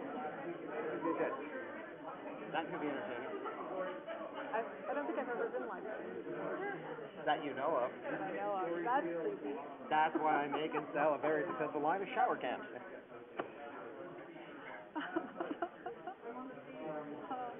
Oh, it should be fun. Yeah, this will be fun. I'm taking a shot of tequila.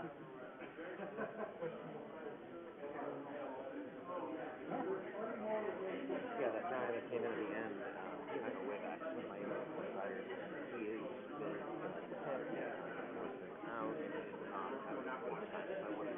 out, there was no way to send that. Yeah. I was not trying to get rid of the fire. Oh, not at all. I didn't feel that way. That's later, after the talk. You don't have When I'm done using you, then I don't have to worry anymore. I don't have any all like Christmas. I'm all Yeah, right? Sorry.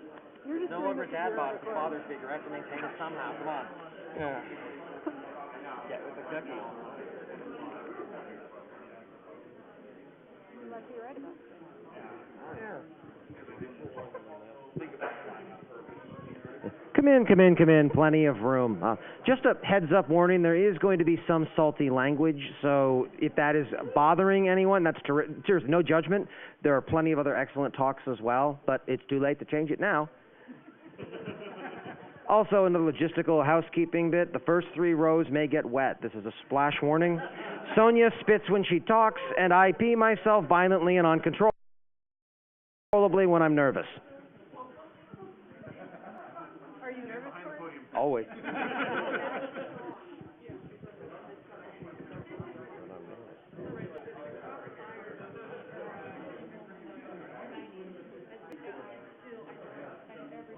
Some of us are friends of Corey.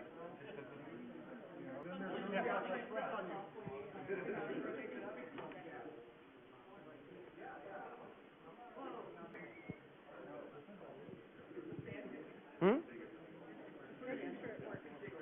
an old speaker trick, as it turns out. When you have one with presenter notes and one doesn't, you duplicate the title with a slight change. That way you can validate that it works without freaking out the audience. It also turns out when you're plugging it in and it doesn't it mirrors at first, you don't have what you're about to say on the screen. It's like, wow, they read their slides excellently. And yes, we do, but the trick is making it look like we're not. It's all smoke and mirrors. And bullshit. Mostly bullshit. Please, we use Keynote. We're civilized.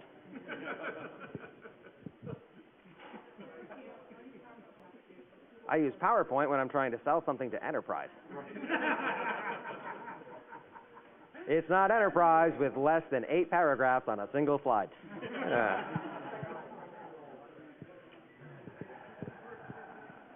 Sorry, this is what I do.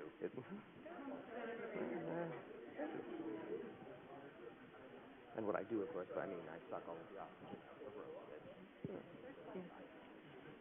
And it's cold oxygen, too.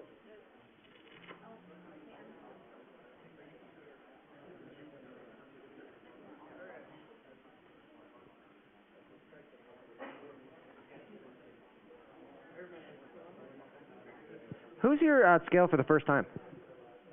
Okay. Perfect. No, who's here for the first time? It's a poll the audience thing. Who here writes code or types on a keyboard or whatnot for a living? Good, good, good. We already know what you do, Brian. It's fine. You pretend to work and take credit for other people's. It's good. Who here manages people? Okay. Who here wants to manage people? Who here never wants to manage people? Who couldn't manage pouring water out of a boot with instructions written on the heel?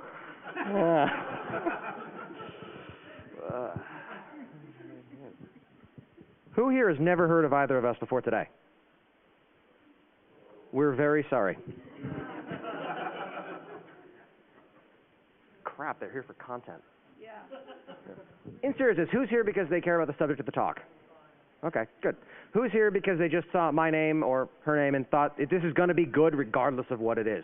Cool. So at some point I can just wind up showing up and giving a talk where I do nothing other than like read some company's S1 or something, and you'd be okay with that? Cool.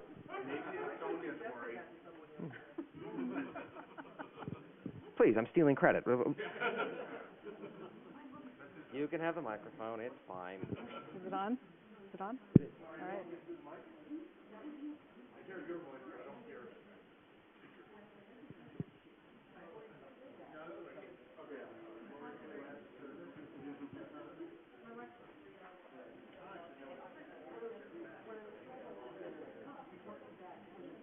Most people are here for the talk. That's what I want anyway. Not the culpatory personality that you hear it is, and I hope it is. So. I think it's fun that you have a cult of personality. God, fortunately. It is on, I think.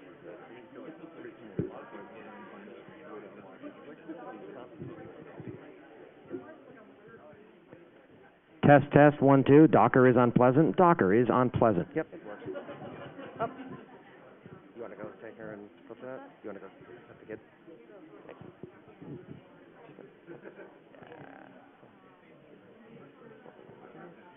Yeah, how far? It's all right. Terrific. Oh, good, there are children. Oh, good, there are children here. Yes.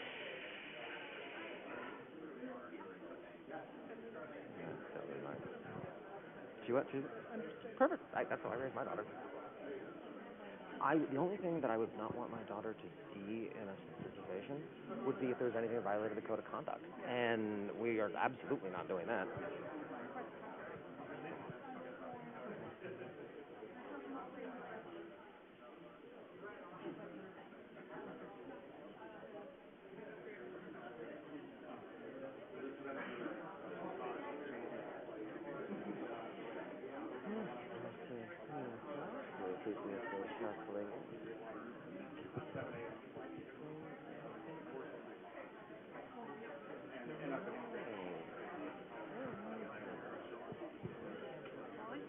I think so.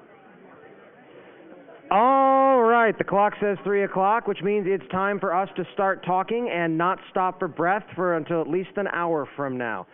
Thank you all for coming. When the last group comes in, could you shut the door for hall noise behind you? Or just, I don't know, get a librarian to violently shush someone. That would be awesome. So, show of hands here. Who here knows how much money your coworkers make? Who here tells your coworkers how much money you make?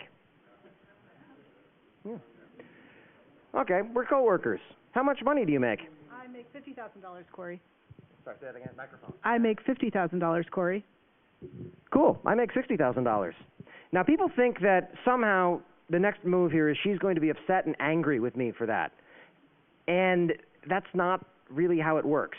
If anything, she should be angry at the company in that situation.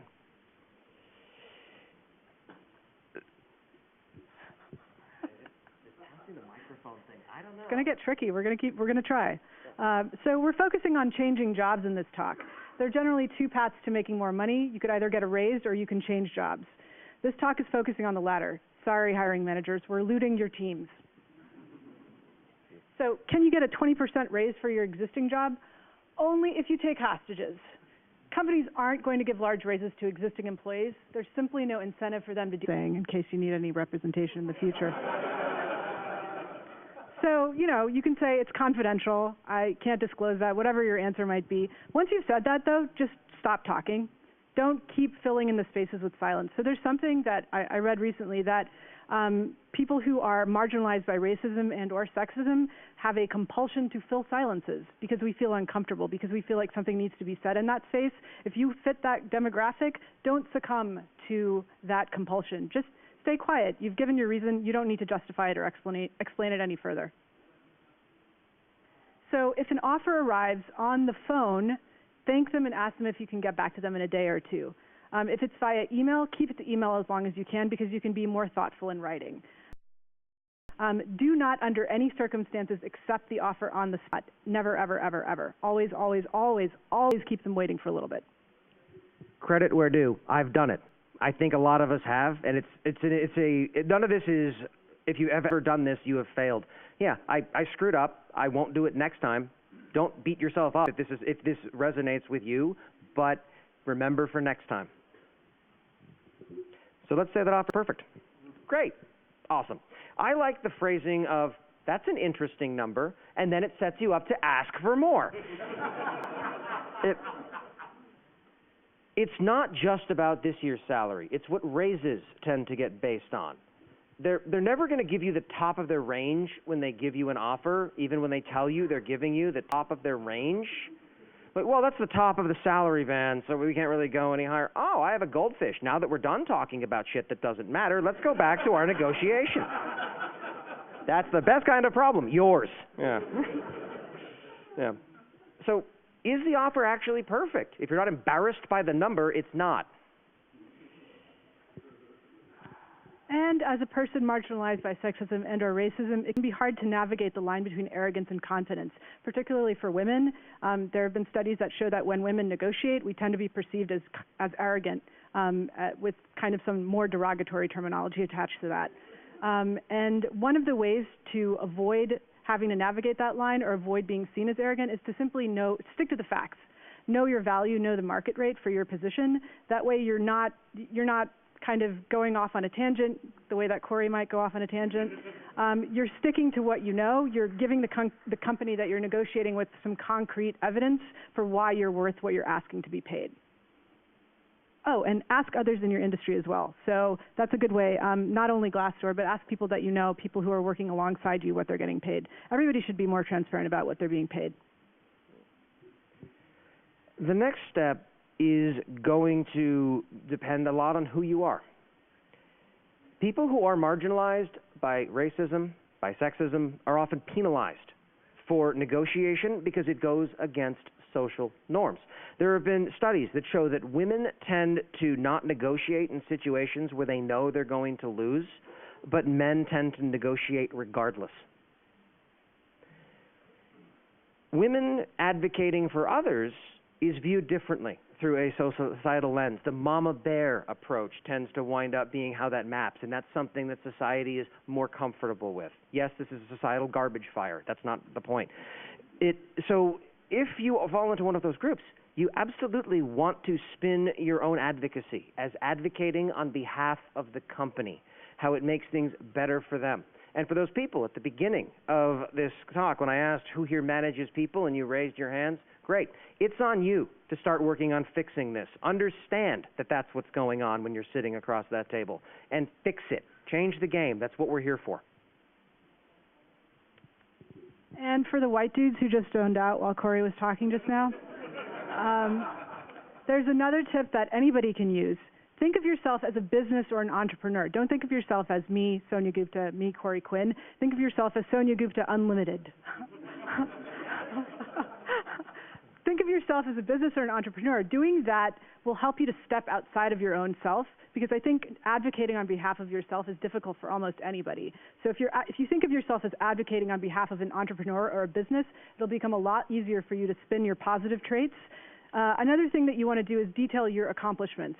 Always speak in terms of I. So if you were on a team, which probably most people in engineering are working on engineering teams, don't necessarily talk about the things that your team accomplished. You want to talk about what your individual contributions were to that team. So stress I, not we. Stress your I accomplishments, not your we accomplishments. You know, I never noticed this before, but we really do all look alike. So, he who laughs last thinks slowest. Thank you, Brian. Yeah. So it turns out that when you come back with a counteroffer, the default response is usually not, well, okay. If it is, you want to follow that up per month and see what they say. They may have objections. Let's tackle a few of them. Sonia, I'm sorry, we just can't afford more than what we offered you. So another $10,000 a year is going to make or break this company? Thanks for letting me know. You need to stress your own value and the market rate. Again, you have to know your market rate. Don't talk about your own expenses because you need more money to handle childcare, sick parent, whatever it is. That is Bush League negotiating. It's not relevant to the company, and it does not have any bearing on what is being discussed at that table. It demonstrates a lack of business savvy that is going to make the potential employer nervous. Lifestyle does not factor into this. So another objection might be, well, Corey, the VP doesn't make that much. Well, that's terrific. My friend Sonia and I built this talk on salary negotiation that your VP really needs to watch. We're getting back into that goldfish story again, aren't we? How much other people make is not your concern. Their current staff salary is the best kind of problem, someone else's. Market rate is market rate. Don't deflect from that. Another objection that a company might give you is, so Corey, we're not about the money. We're about the mission. And I have no further questions, said the interrupting white dude. And yes, interrupt in that moment, because at that point, you're no longer having a serious conversation. Because this does not apply, only applies incidentally to startups that are mission focused. If this is a legitimate nonprofit, that's a bit of a different story, with the counterpoint that there have been studies that show the best way to help a cause you're passionate about is for you to find the thing that you are the best at, make obscene amounts of money doing it, and then donate it. Nonprofits are great at handling money, and to solve the problem they're aimed at, they are much less equipped to handle a well-meaning moron showing up with a shovel hoping to dig ditches that need to be dug half a world away. Money is not the root of all evil, but it helps benefit causes. Go make more of it. So, you listened to our talk, you took all of our advice, you didn't do what you weren't supposed to do, you did everything right, you've gotten the employer to accept your counteroffer, your hard work paid off, you're an excellent negotiator. You're almost done, but wait. The offer can be rescinded until it's in writing. And to be perfectly honest, it can be rescinded afterwards, but it's a lot less likely.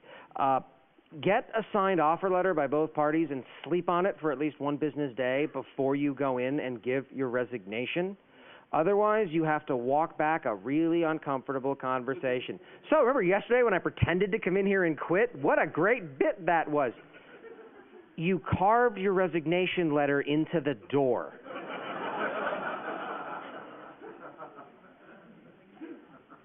It's important when you leave and you resign not to burn a bridge. Be respectful. You never know when you're going to come across someone in the future, and it's generally not worth feeling good to completely set your reputation on fire. There is one thing that this is not negotiated until after the offer is passed in. If you are relocating for the company, very often they will pay for it. And there's almost always a clause as a part of that if you leave within a year, you have to pay that back. Okay. I have never failed to have that clause amended slightly to say that if I leave voluntarily. And the reason behind that is simple. Yeah, you don't want to pay me to relocate, then I quit 2 months later. Yeah, I should probably pay that back. If I show up, it's not a fit, and you fire me 6 months later, I don't want to surprise you, A, are in a new place where you don't have much of a network, B, you don't have a job anymore, and C, here's a bill. That doesn't go well. And you also don't want to wind up with a perverse incentive toward the end of that year to financially incentivize them to get rid of you.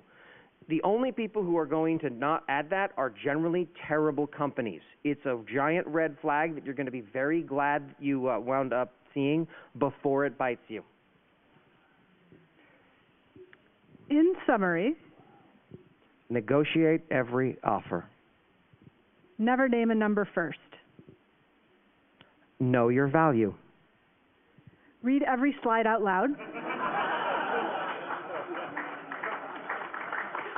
Go forth and conquer.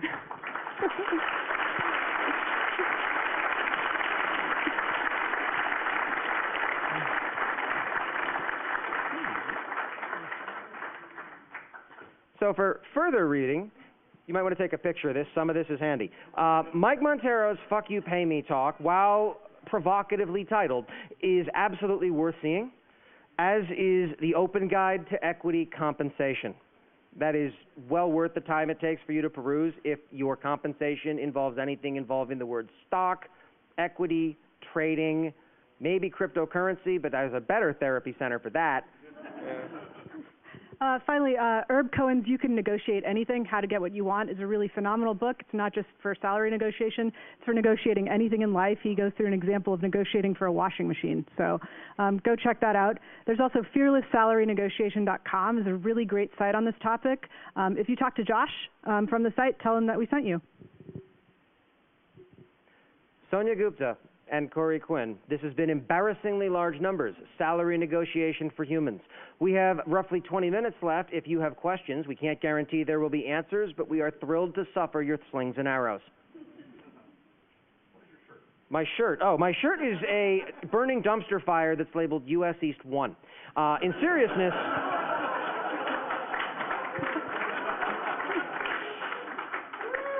It was a T-shirt drive I did late last year before reInvent. It raised $7,000 for kids' cancer research. And it was awesome to be able to save money for a good cause while kicking Amazon right in the face. It was really the best of all possible worlds. You really think I would have planted you to ask that? Thank you. I should have thought to plant someone to ask that. Cool. No. My question is around the interviewing every quarter. So one of the reasons I've been hesitant to do real interviews every quarter is I'm afraid if I interview, go through the whole process, I don't accept the offer, the company can consider it wasted time on me and not consider me in the future. I guess I have a feeling that's not a rational fear if I ask you that, but can you address those of us who have worries about that? I think that's absolutely a legitimate fear. What I would say is that companies are probably have been in that position before. So if a company has extended you an offer, it's very unlikely that later down the road, I think it actually kind of reflects positively upon you because they've already extended you an offer. So there's a strong likelihood that they would consider that offer in the future as well. So I would say that shouldn't work against you personally. In the back.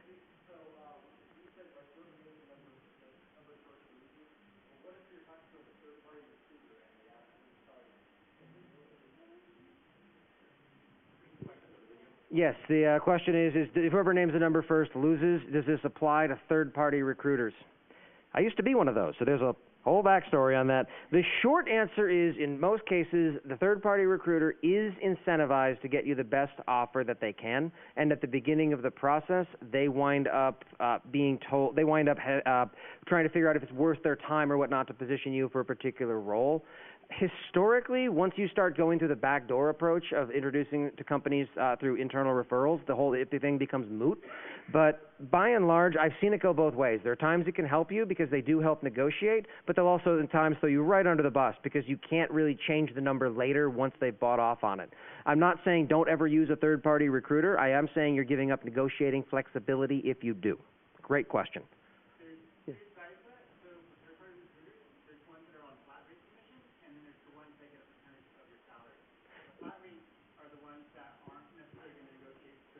Yeah. The one that gives the percentage. And you can ask up front what your commission structure is and find that out. The ones that get the percentage are going to ask it for you and they're going to help you get a much better offer. Yes. The clarifying point for the video was that there are different models for recruiter compensation. Some are flat rate, some are commission based. Make sure you know what you're dealing with before you wind up potentially letting someone negotiate against you. Great. Yes. So when working for remote companies that are global, one of the things that a friend of mine might have heard in the past is that's a fine number.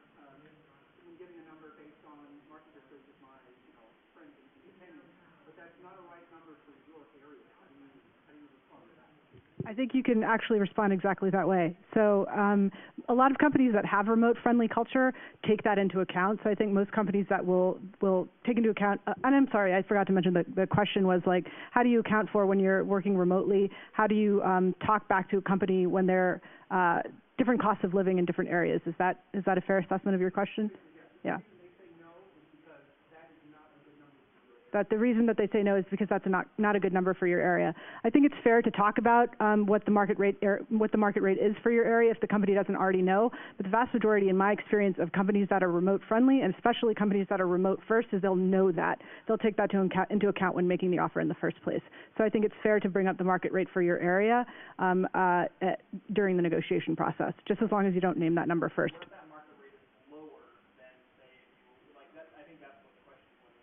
Okay. Do you have any words on that? Sure. Yeah, great question. And that's great for a San Francisco salary, but you live in Duluth, not in San Francisco, where inexplicably we believe where all the good developers live. It winds up being a bit of a nuanced discussion, so then you can start throwing it back at them. Cool. What if I commit to relocating to San Francisco in the next X periods? Does that number still wind up working? And you may not ever have to do it, but it at least becomes more transparent, where they start trying to give you lowball offers past a certain point. There is a little bit of validity to paying people less when they're not in top markets. The counterpoint is are you effectively generating more or less value based upon your location? If the answer is no, you have a strong argument against that. My zip code of where you're mailing the check to does not have any bearing on what I'm doing for you value-wise. It almost, when you start getting to cost of living discussions, it ends up into almost a lifestyle discussion you don't want to have from the other side. So pushing back on that can be tricky. I always tend to negotiate in any direction that means I get more money. So depending upon how this works, I can make a strong argument the other direction and say, well, I'm about to be leaving San Francisco, but you should absolutely pay me market rate for San Francisco. There's a lot of nuance to this, and it gets very specific. Past a certain point, it almost becomes situationally dependent. Yes?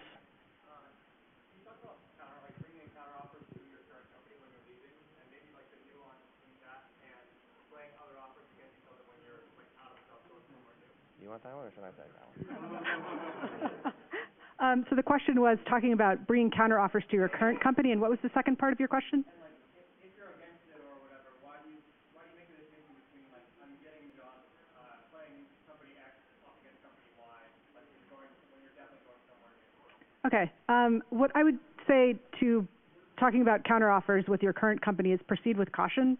Obviously, you don't want to put yourself in a position where you're absolutely going to jeopardize your current job. Something like that talk can be really kind of prickly and difficult to have.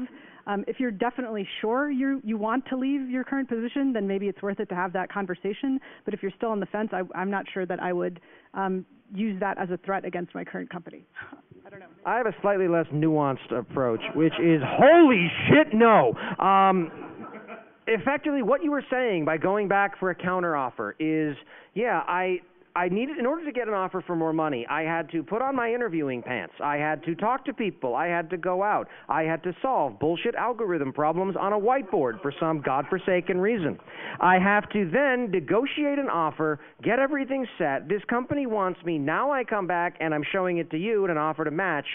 And there's no way that ends well. You've already, to some extent, demonstrated disloyalty. You've demonstrated that that is what it takes to get more money in this culture. And they may even give you whatever you want for a short period of time, but you are now a target. And by the time that they find out that they can backfill you with someone less expensive and you're let go because not a culture fit, performance reasons, they make up ridiculous stories about you, like you accidentally superglued the CEO's door shut, things like that. It winds up being at that point, that offer is gone. The difference between that and playing off two competing offers is there's no disloyalty there. I'm making a career move. I'm talking to different companies. Yes or no? Like, is it you or is it going to be you? I'd prefer to work with you, but you need to obviously do something that winds up being aligned. Don't make me feel like a moron for saying yes. It's a very different contextual feel because companies, for better or worse, slip into this idiotic mindset of forgetting that they employ people instead of owning them. There's this sense of, oh, these are my people, I own them. They're not. They never have been. But companies don't think that way for whatever reason.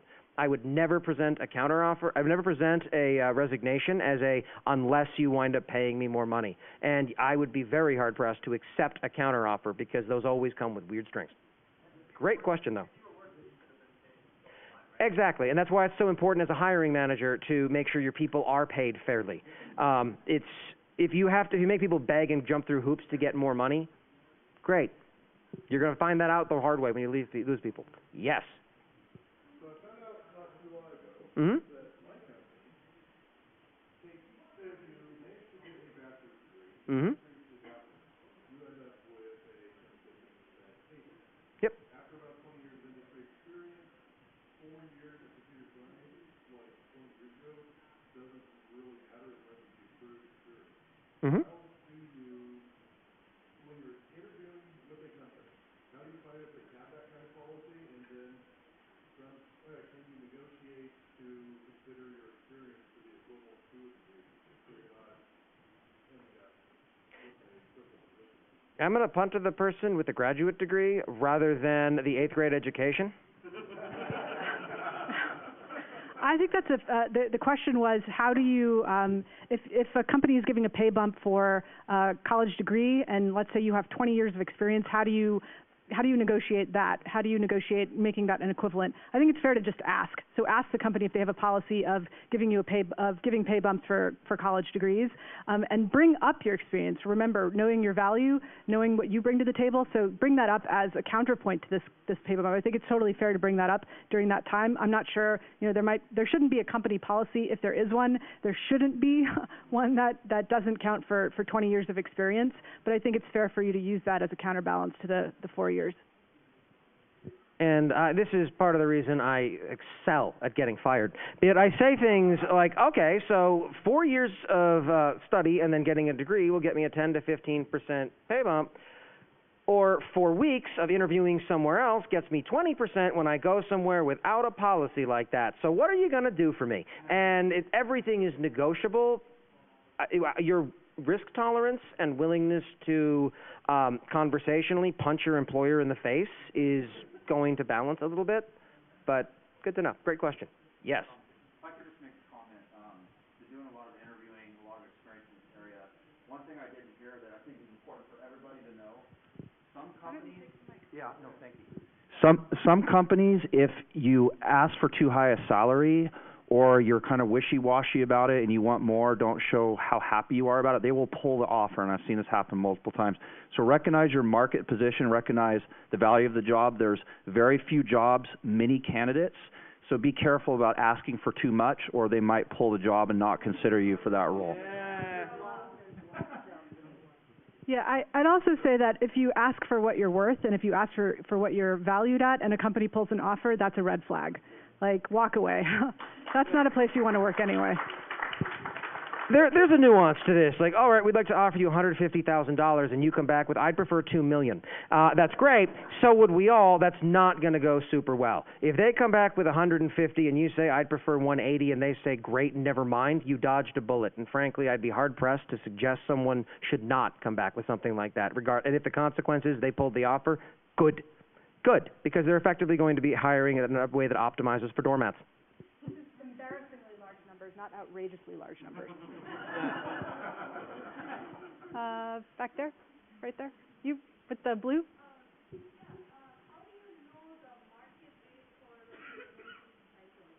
For a what kind of title?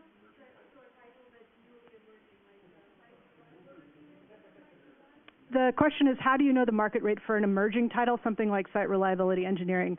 I think that's becoming more popular. It's a really good question. Site reliability engineering as a title is becoming more popular, so I think you could probably find that in Glassdoor. But I don't know. What do you have to say about that? That's a good question. That is a great question. My title that I take for my consultancy is Cloud Economist. 2 words no one can define, so no one questions me on it. I'm the only one, which means the market rate for me in a very emerging title is whatever I goddamn well say it is. And that sword cuts both ways. In seriousness, I would definitely talk to people who have done similar roles. These aren't brand new things that have never been done before. It's a transition over from something else. And if it's a new title, part of the reason people pick these new titles is it winds up meaning a salary bump. Aim high. Great question, though. Terrific.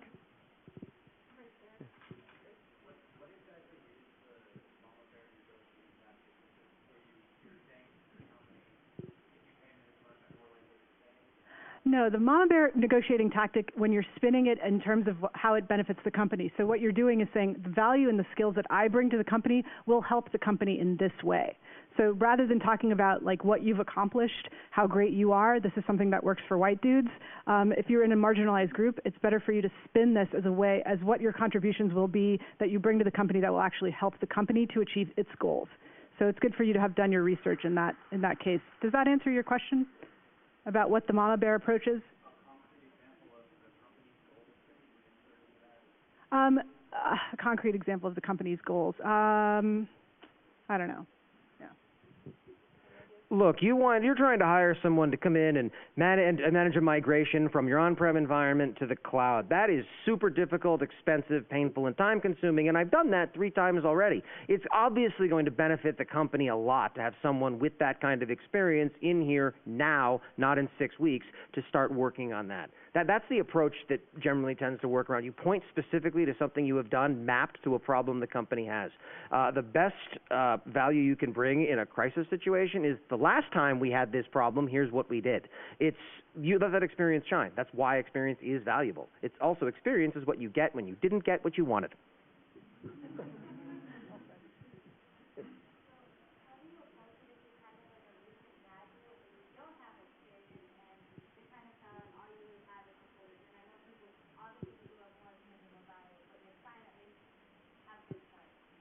The question was, how do you approach it if you're an undergraduate and you don't have much experience? I'd say that you absolutely do have experience. So if you've worked any kind of a job, it doesn't have to be a job that even necessarily fits with this industry. So in my case, when I started in this industry, I had no experience as a software developer. I started as a junior developer. I was a lawyer 8 years ago with no technical experience whatsoever. What I was able to bring to the table was to spin my other qualities, right? These are all qualities that you're going to be using on the job. It's not just about writing code. It's about working as a team member. It's about writing good documentation.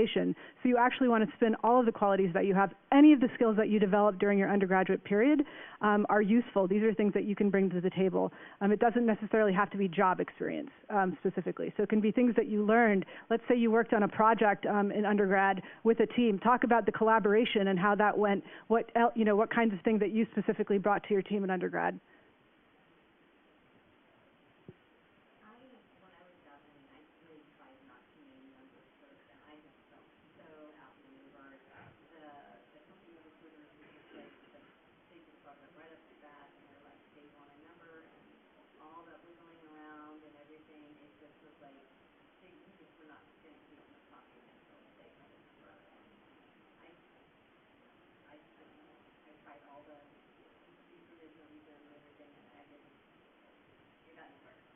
Yeah, the question is, at some point you get outmaneuvered and you have to give a number, and you're not in a position where you're able to wind up getting out of it.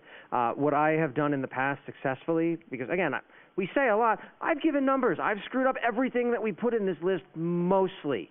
I will abstain from commenting on the super gluing the CEO's door shut story. But at some point, you can, if you're minded to give a number, this is why market rate is important. Aim for a very starting ballpark number of toward the high end of market rate, but you make it clear that the specifics are going to depend on the exact responsibilities of the role, how this winds up manifesting, and you give yourself room to maneuver later, where you can absolutely bust them if they come back and say, well, at the beginning you said it was X. Well, at the beginning I thought you were a functional company. So I'm kidding. There's no such thing. All right, we are out of time. Thank you all for tolerating us. Thanks, everybody.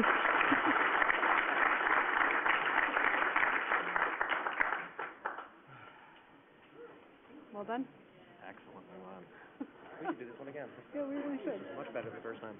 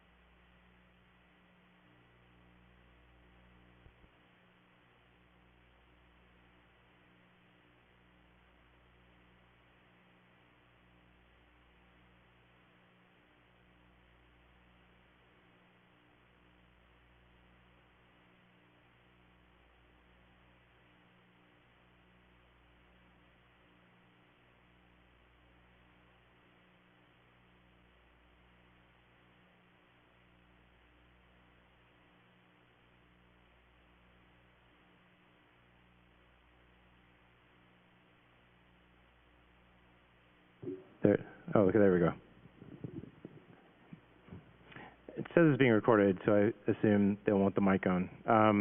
Great. So my name is John Mark Walker. I work on the Open edX project for edX.org. How many of you have heard of edX.org before? Okay, cool.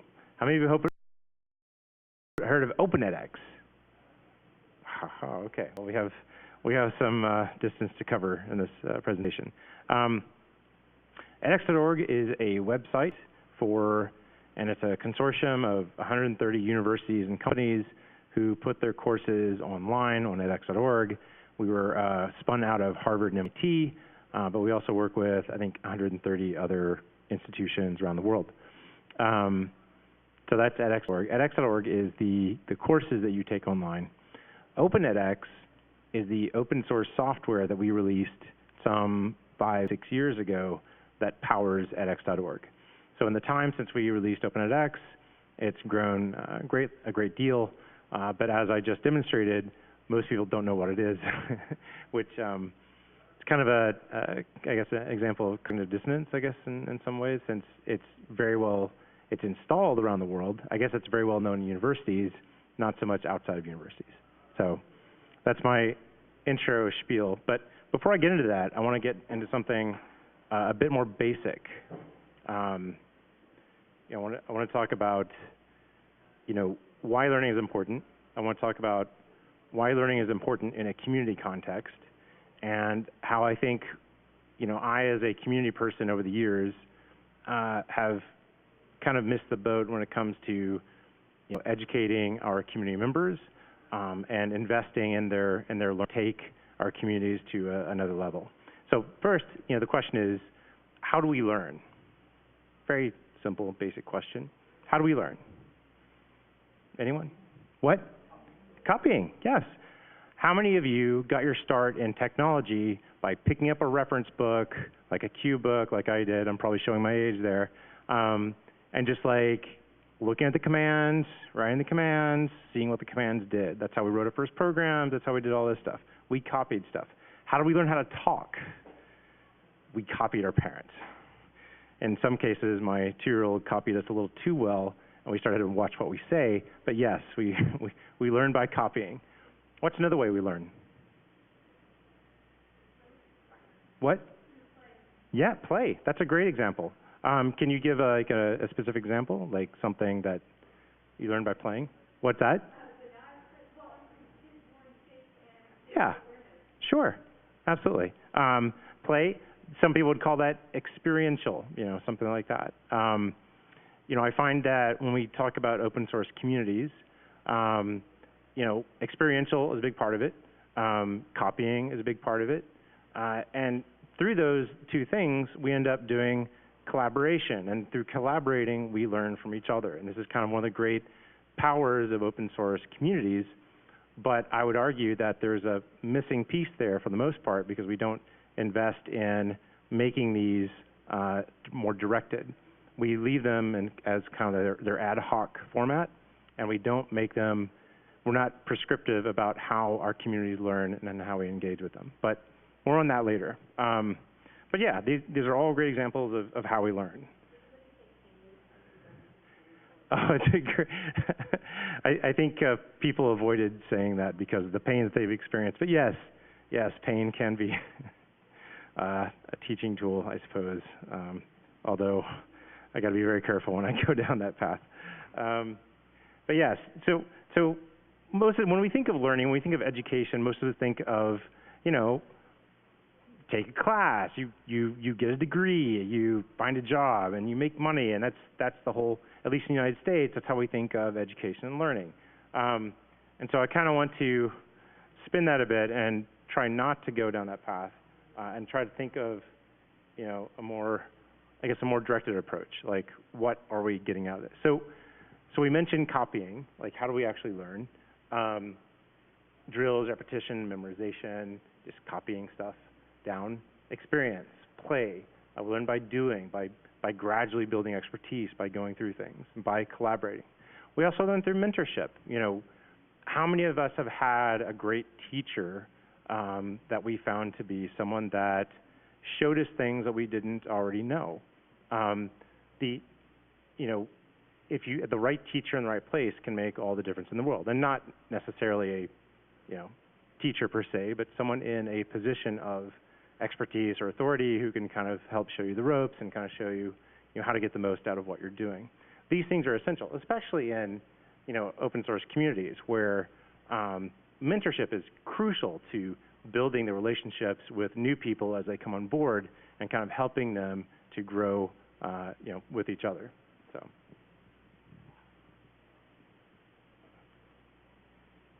And so that brings us to the next part, which is how do we collaborate, and why is that important?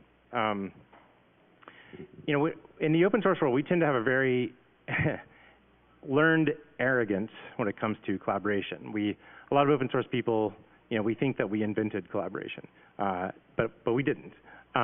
It existed long before then. But we did do a lot of things right when it comes to setting the stage for good collaboration. And if in a good community that's set up well with a good governance program, and the right mentorship, good documentation, good organization, it can help, kind of unlock the potential of learning and innovation through collaboration. There are some communities that do a really good job of onboarding new members, whether they're users just learning for the first time, or developers trying to figure out what parts they can actually take part in and participate in. Some do it better than others, we'll put it that way. A lot of communities are very good at letting people learn by doing. One of the old adages that Linus Torvalds liked to talk about was whenever someone showed up and said, "What should I work on?"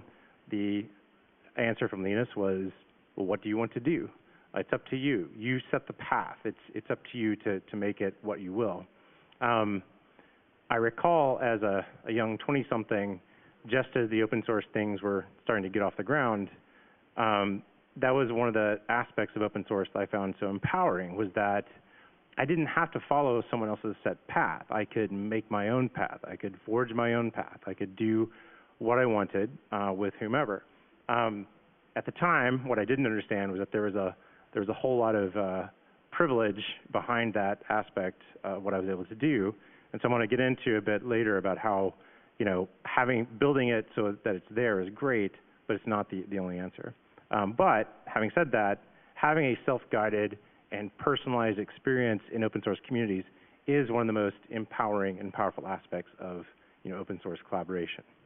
So what does this have to do with the learning program? Well, one thing, as I mentioned, communities do a good job of kind of setting the stage for collaboration. We set the stage for learning through collaboration, but we don't often have a directed approach. We're not very prescriptive in how people learn. We don't have objectives for people to accomplish things. Not often, not all the time. Sometimes we do, but not often enough, I would argue. If you look at, one great example of this is, an open source community. If you build it, they will come. And usually, what you mean by that is people who are ambitious, self-guided, feel like they belong, then they can make a lot with the existing community.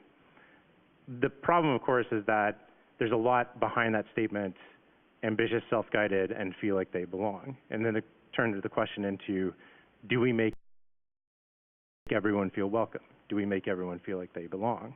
And I think, you can compare different communities in that respect.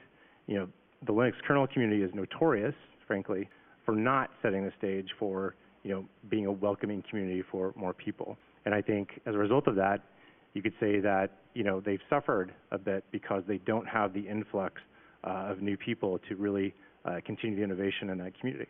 Compare that and contrast it with the Python community, which has done a much better job of kind of doing the outreach and making things happen on a broader scale, bringing in new people, mentoring them, having these programs.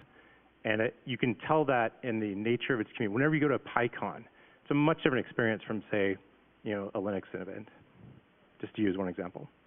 And as I mentioned, communities have not been very prescriptive in their approach to collaboration learning, with the lack of objectives and goals to their community. How do you, if you're going to say, with this community, we want to learn these things, how do we actually set these goals, and how do we put them into place, and how do we meet these objectives and say we want X percentage of people to have learned like this much in this amount of time? You know, how do we think about, you know, setting that into motion and thinking about the benefits that we get when a broader community is able to execute on these lines? Really, no one's going to yell at me about my comments about the Linux kernel community?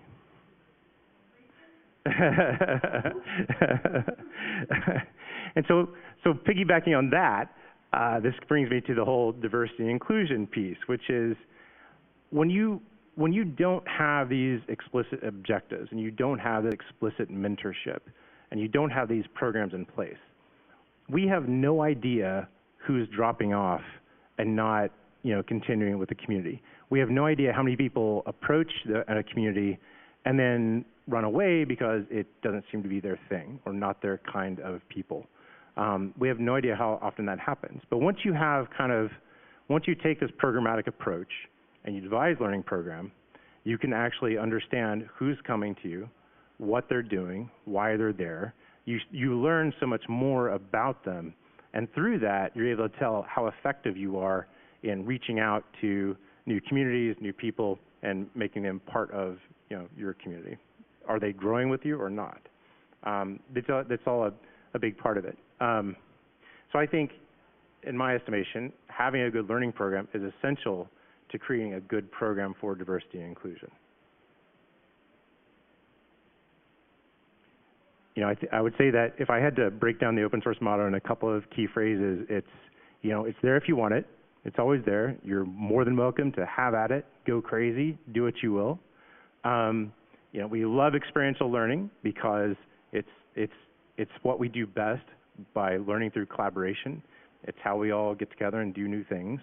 But also in the open source world, it's, well, what's wrong with you? Well, we have all this stuff. Why aren't you taking advantage of it?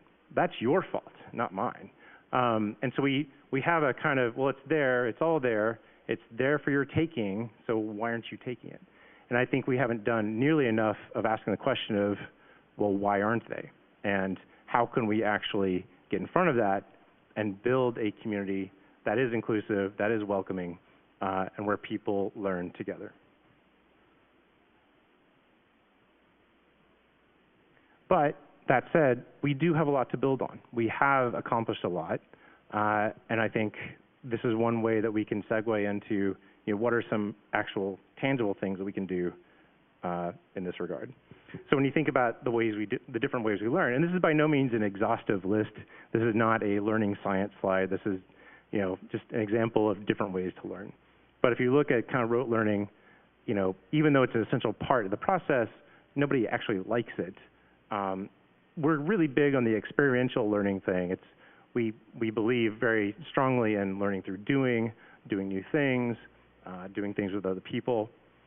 But when it comes to like mentorship and a mentorship program, again, as I mentioned before, we don't do such a job at that. Again, some communities are outliers and do a much better job of that than others, but we could do more here. And let's go into, you know, how we could do that and what it would look like.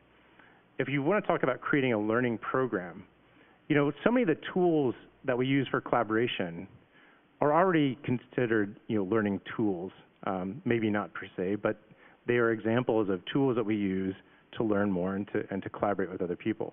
All the things that are known, that are well-defined part of, you know, the community stack today, from GitHub to IRC and Slack to Discourse, and any other tool that you use to exchange information, to publish, to read, to publish, sometimes you can even use a learning platform to continue the cause. And that's kind of what I'm going to dive into in the second part of this presentation. All these things are tools for learning, but if you want to establish a guided learning program, what's a way that you can kind of cement these things into a more programmatic approach? Also, you know, I think a lot of communities do several online seminars or you know, videos and that sort of thing. Those are great, but what I'm talking about kind of takes that approach and maybe puts a bit more a discipline behind it. And I'll show you what I mean by that. And these can be a combination of self-directed or expert-led. You can have like good archives of content that people can access, and you can also have experts who lead courses or discussion to help new people get more out of it. So it doesn't have to be either or. So when I say a learning platform can be helpful, what do I mean by that? What is a learning platform? Well, I think of the following components. I think of something that lets me put together a course so I can create courseware. It can be text, it can be broken out in different modules, it can be video, it can be audio, it can be embedded problems I want to insert into a course so that so that they're interactive and you can click or write things and see if it actually works out.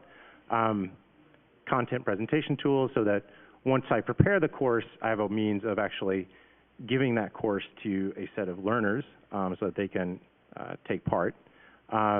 User learner management administration, so that I know who's taking the course, I know what they're doing, I can get some background information on them, and I can show them, kind of how they're doing in the context of a given course.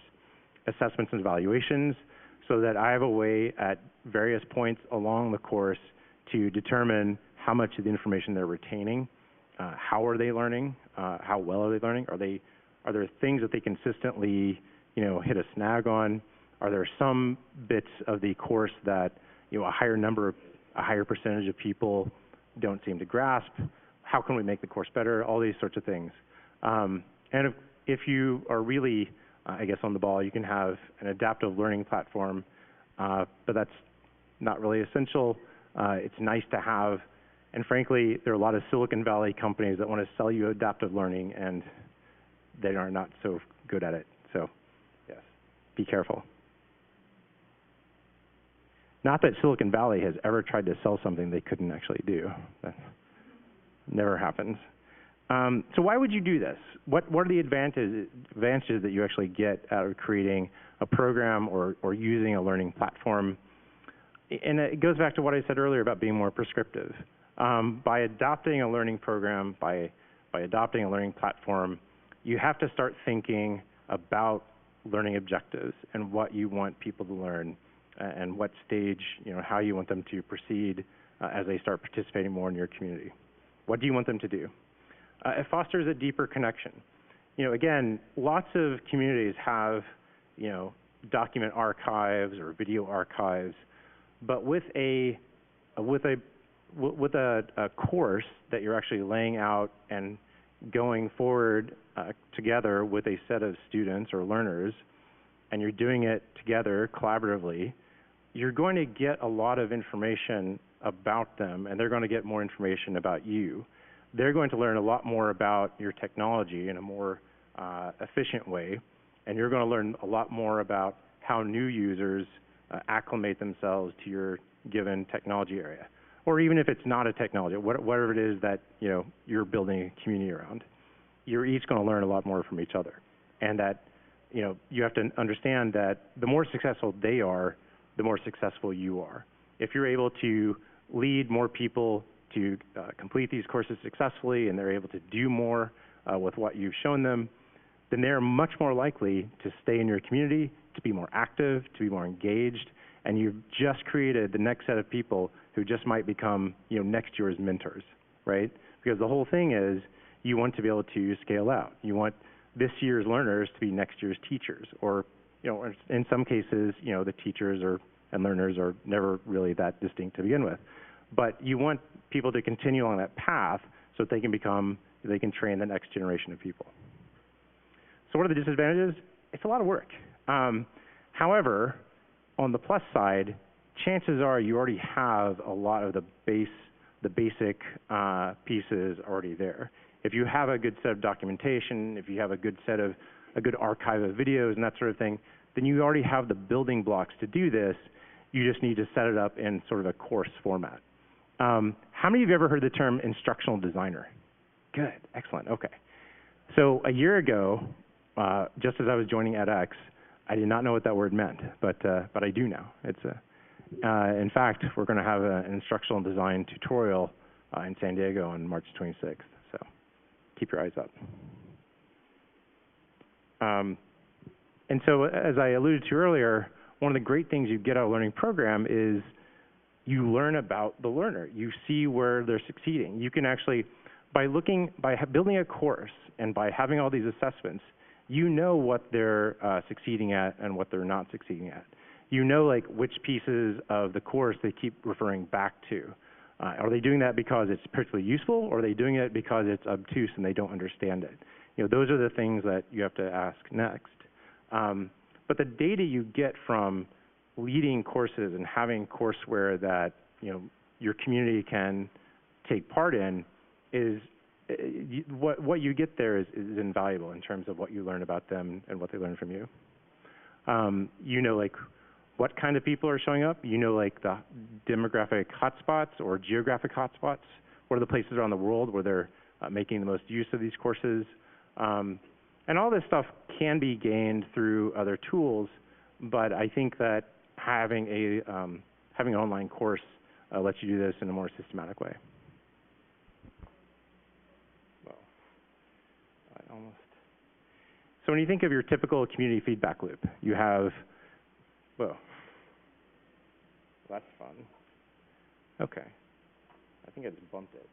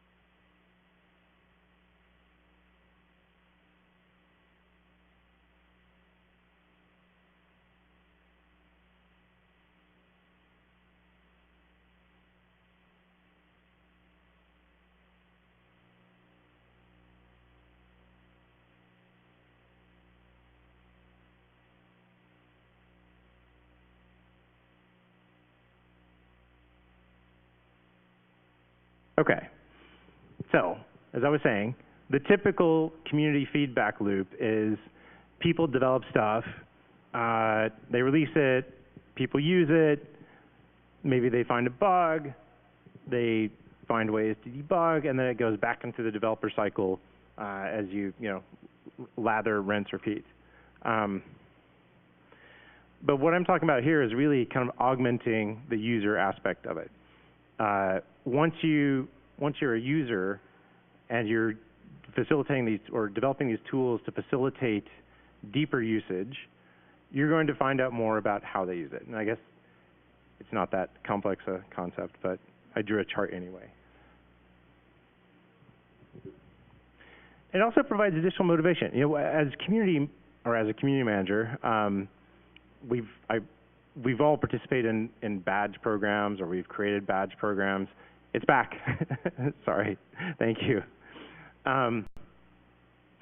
We've all created and there's when it comes to applying motivation to your community members, if you have a set of certificates that you gain once you complete a course, this becomes a tangible thing that your community members, the learners, can take and post wherever they want. It becomes a sort of a symbol of currency in the community, and it's something that can be integrated with any kind of badging program that you already use. So as a motivational factor, there's a big difference between a course that you complete and get a certificate, and here's a pile of docs you can read to find what you want, right? One is a whole lot more fun than the other. And we've all done kind of, I mean, the term gamification is way overused, but I think it does apply here.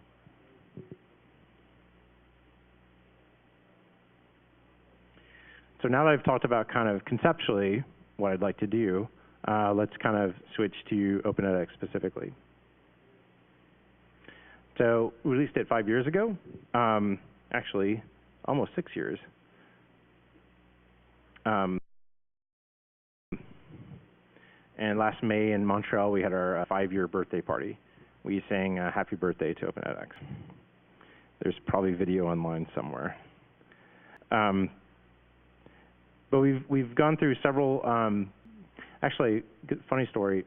When we first, edX itself first started in 2012, and we always had the intent of releasing the software as open source, but it wasn't until a certain university stepped in and said, we're not using your stuff until you open source it, that really forced our hand, and that's why we released it in June 2013 and not later. That university was Stanford. So what is Open edX? It's a learning platform. There are several aspects of it that are, it's a fully featured platform. It has all the components I mentioned earlier that are part of a comprehensive learning platform. When it comes to content authoring, content display, it's very easy to integrate with third-party things like, say, a video player or video hosting provider, that sort of thing. It can scale. They're the smallest courses that are on Open edX. They're the largest multi-million learner MOOCs on Open edX. There's this great site out of Indonesia that teaches courses, among them, auto mechanics, but also how to raise chickens. So you can learn that in Open edX. But it's very scalable, and it's really geared towards whether you're a small class or a large class. And right now we have millions of learners. This kind of shows you, well, the graphic is faded, but it does show you hotspots around the world where Open edX is in use. I'm not going to read through all of these. So what actually is it? What does it do? So in our lovely architecture graph over here, you can see the 4 basic components. There's authoring, which is called Studio. There's administrative function, so it's an admin portal. There's infrastructure where you can actually set up the learning content, but also where you can manage the users. And there's an LMS where you can also integrate with back-end database systems that universities often have. But there are 4 basic components. You can see in the kind of pie chart there. And you can augment those with a host of other third-party tools that are common either in the enterprise training world or in a university context. Incidentally, we are used in equal parts by universities as well as corporate training groups like Microsoft, IBM, a lot of startups, that sort of thing. And in fact, if you look at the totality of our reach, there are some 45 million plus people using Open edX today, either through edX.org or all the vast sundry Open edX instances around the world. I think of those 25 million, I think about 16 million are on a platform in China called Xuetong. So you can see that edX is not the only edX is a 501c3 organization, so we're a nonprofit. But from this chart, you can see that we're not the only contributor to Open edX. There are over 50 organizations. This is actually dated last year. Now we're above 55 contributing organizations. So all those companies and organizations and universities have contributed code, and you can find their stuff in the Git commit log. We have a named release pretty much every 6 months. The current one is Ironwood, which we're just going to release next week. Yay. And we provide named releases to make it easier for people to use. And actually, our we have a lot of service providers that take Open edX and create products based on that. And like any open source project, it's very extensible. You can add a lot of things to it. These are some examples of things that have been added to it or are currently being added to it as we speak. One is a individual contributor in the community who decided that we weren't doing Docker right, and so he decided to automate the installation process and create like a one-click install. It's one of the most valuable contributions we've had. It's pretty nice. You can see the URL there. The other major initiative we've had over the past year is called Block Store, where we're taking our content storage module and we're basically rewriting it to account for, you know, a collaborative approach to producing courses, so that faculty or instructors, yeah, go ahead. That's a great question. Most of these contributing companies contribute in the form of pull requests, either bug fixes or minor enhancements to core features. But to your question, most of the contributions that come in are to the core code, not in the form of modules or plugins. That will probably change because we want to make it easier for people to create modules and extensions, and right now it's not. So we're looking to change that in the near future. But one of the core pieces that's changing, and we're doing this in collaboration with a couple of groups, including Harvard and a service provider called OpenCraft, is that we're basically rewriting our storage module so that people will be able to collaborate on courses more easily. Reuse of content will be easier. So you can take pieces of different courses and you can basically remix courses into new courses. What we've learned is that through all of our commercial users, they desperately want something like this. Companies, compared to universities, need like this much more modular content that they can put in a variety of contexts. Whereas universities still have, like, you know, the traditional weeks-long or month-long course. A company wants to put together a training program where they're going to have people take these courses for, you know, a couple of days at a time, and they will be able to reuse certain sections of that for other courses. And then there's an adaptive learning standard that is being contributed by an unknown university to be released in 2 weeks. So this is an example of some of the sites that have been built on Open edX. Redis Labs, I know they have kind of they have an interesting reputation among our open source circles recently, but they have a great site based on Open edX, so I like to tout them whenever I can. Mongo, the same. I don't know what it is about databases in Open edX, but they seem to like them, and among other things.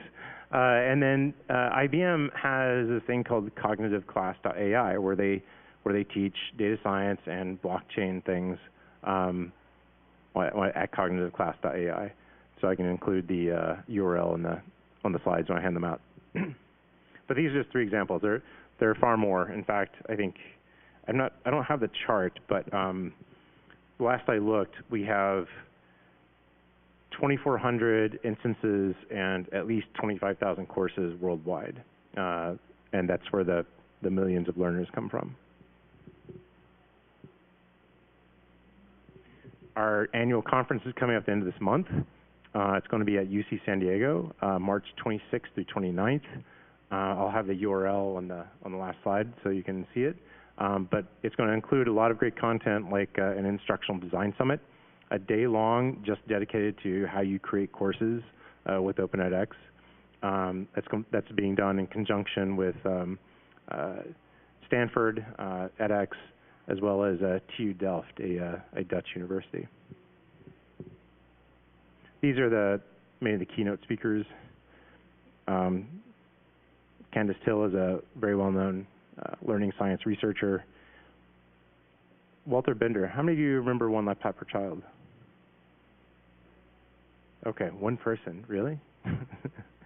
I feel old right now. All right, anyway, he's keynoting. So why would you put together a learning program? What are the reasons? What are the takeaways from doing this? You know, you grow a more diverse community because you're able to see who's joining and who's not. You're able to understand how effective your outreach programs are, and you're able to use that as a basis to build a more diverse and inclusive community. You learn from your users, and you're able to ascertain where the trouble spots are and what you need to pay attention to going forward. You're also able to determine what's working well. Keep your community engaged and motivated. It keeps people coming back. They have a deeper engagement with you and the rest of the community, and they're more likely to, keep going and stay at it. There are a lot of times where people plateau in their kind of knowledge and understanding of something, and a lot of times it's difficult to get past that plateau. But with a learning program, you're able to keep people motivated so that they're able to kind of charge through the plateau and keep going. And you can turn a learning program into a collaborative open source project in its own right. There's no reason why people can't collaborate on course content just like they collaborate on any other documentation project or code project or any other collaborative project. Make it something that your community can work on together. And why Open edX? Well, it's something that, it's something that has been put out by some of the brightest minds in learning science, some of the largest universities. It's full featured. It lets you do everything you need to put together a learning program, and it has the backing of a strong community of service providers, universities, technology companies. A lot of different groups are invested in making Open edX successful. So it has, I would say, more so than any other learning platform. There are a lot of other contributors giving back to this community. All right, I think that's all I have for today. You can see the main website is open.edx.org, and the conference website is con.openedx.org. So visit at your heart's content. Yes, sir. What is the relationship between Open edX and then edX, the formal program of all MOOCs and things like that? Sure. Any kind of formal relationship? Oh, yeah. So I think I said that in like the first 30 seconds, and I think you came in after that. But yeah, there are a lot of you that came in after that, so let me reiterate that. edX.org is an online learning site. It's a consortium of some 130 universities and companies that put courses online on edX.org. So it was spun out of MIT and Harvard, which are still the main universities backing it. Open edX is we took the software that runs edX.org and we released it as an open source project, and that's Open edX.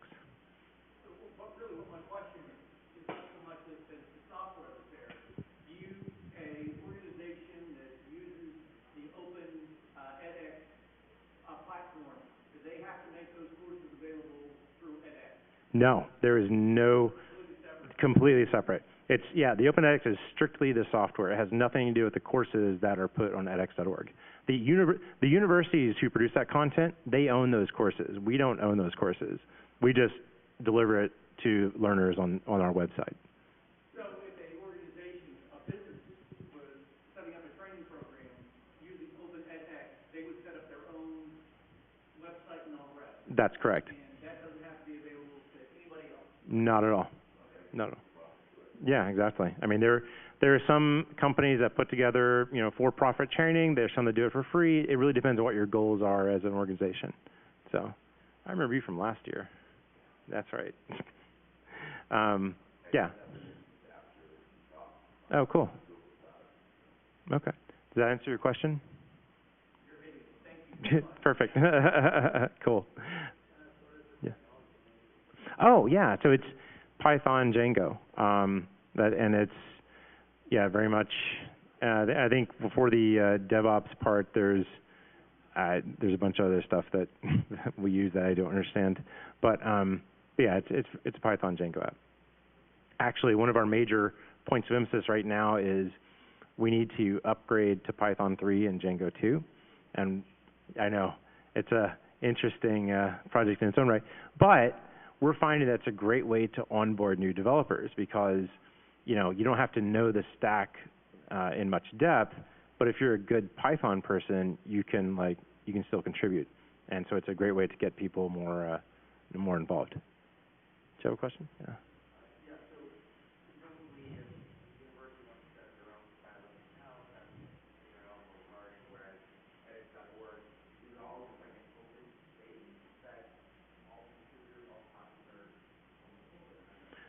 Well, I mean, edX.org, there are a bunch of courses, and you can search through them and find the ones you want to take. And some of them some of them are free, some of them you have to pay for. Some of them are free, but then you have to pay to get a certificate. There are a bunch of different, ways and that all depends on whatever relationship we have with a particular university.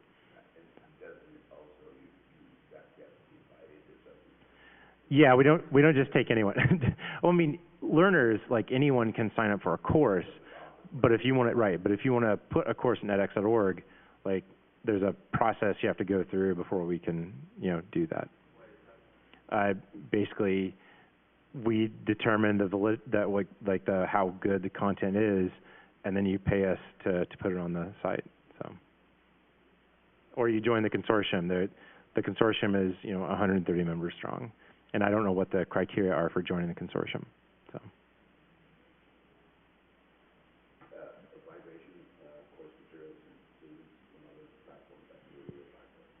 The content itself is pretty easy. It's the metadata that is really difficult. Like, if you want to take like the assessment results, like the testing, the grade books, if you want to migrate that along with the course material, that's challenging. The course material itself is pretty easy. And there are export and import tools for all the different major platforms. Yeah. Yeah. The file formats are not, the biggest challenge. The biggest challenge is all the associated metadata with all the learners.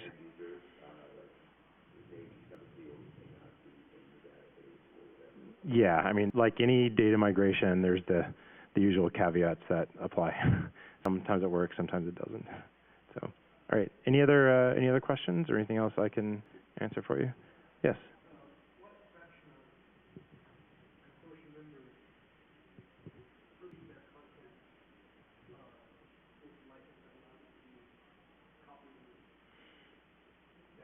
That's a really good question.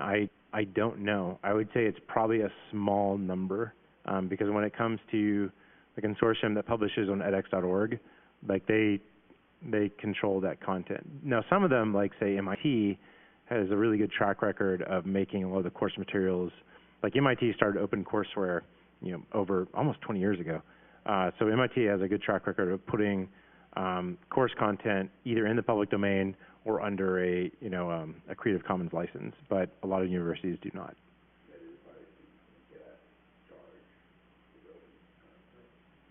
So,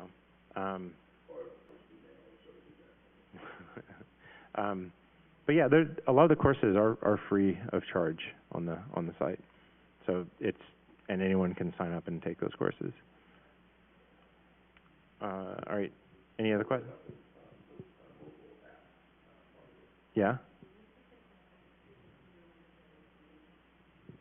So the question was, how many of the consortium members make their content available for reuse or just free use? Free use. The majority of them make the content available for free use on the edX.org site, but they don't allow it to be reused elsewhere. I think there are exceptions to that. MIT is an exception in many respects because a lot of the course content can be reused, but it depends on the professor, it depends on so many other variables, but some of it is. So. Do you have a question? Oh, okay, so a question about the mobile app. We have one. What would you like to know about it?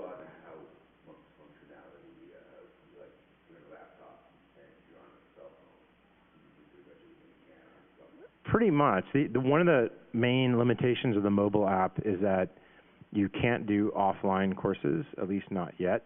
We're looking to build that in. So if you don't have a network connection, you can't take a course. So we're looking at ways to get around that so that if you're in countries without reliable networks, you could take an offline course by, front loading the download of course materials when the network's available. But not yet. But yes, we have a mobile app. It is very featureable.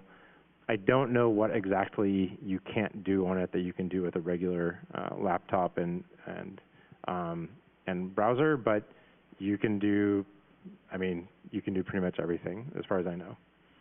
I think I want to say everything, but you know, every time I say that, there's always something that I miss. So, anything else? Cool. Thank you. Now go out and start your own learning programs. Thank you.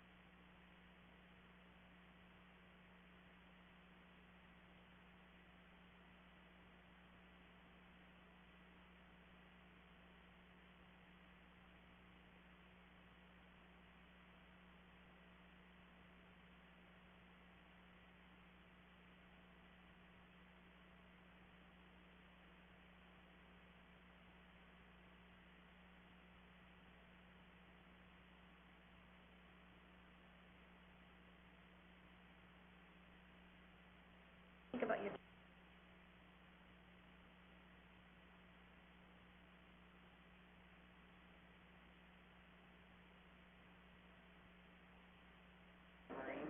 Ooh.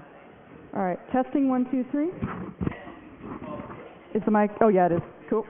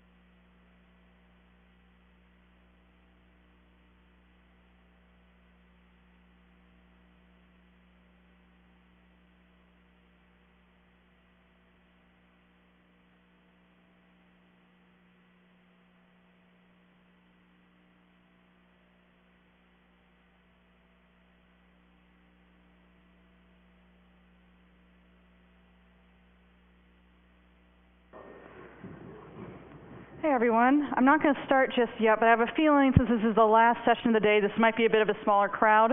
Why don't we all come forward just a little bit? I'd love to make it feel a little bit more like I'm talking to an intimate group of people rather than a mostly empty room. So for my sake, I'm going to ask you to come forward if you can. All right. Thank you.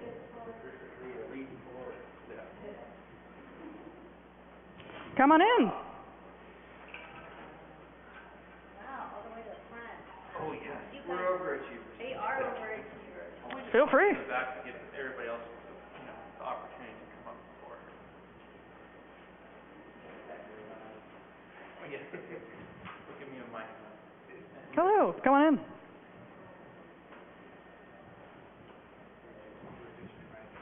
Bring out every last bit of information You bet. conference we can possibly get.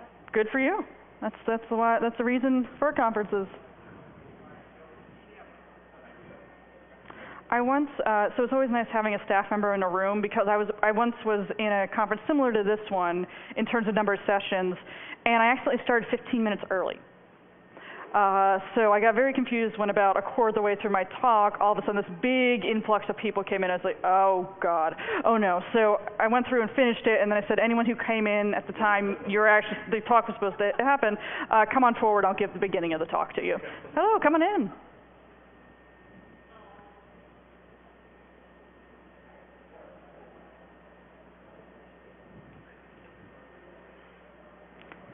And I encourage you to stay for Q&A. There are prizes for good questions. So I'm just curious, how many people feel that they are mentors now? Are you looking for new tips, or are you looking to be mentors? Definitely being a mentor.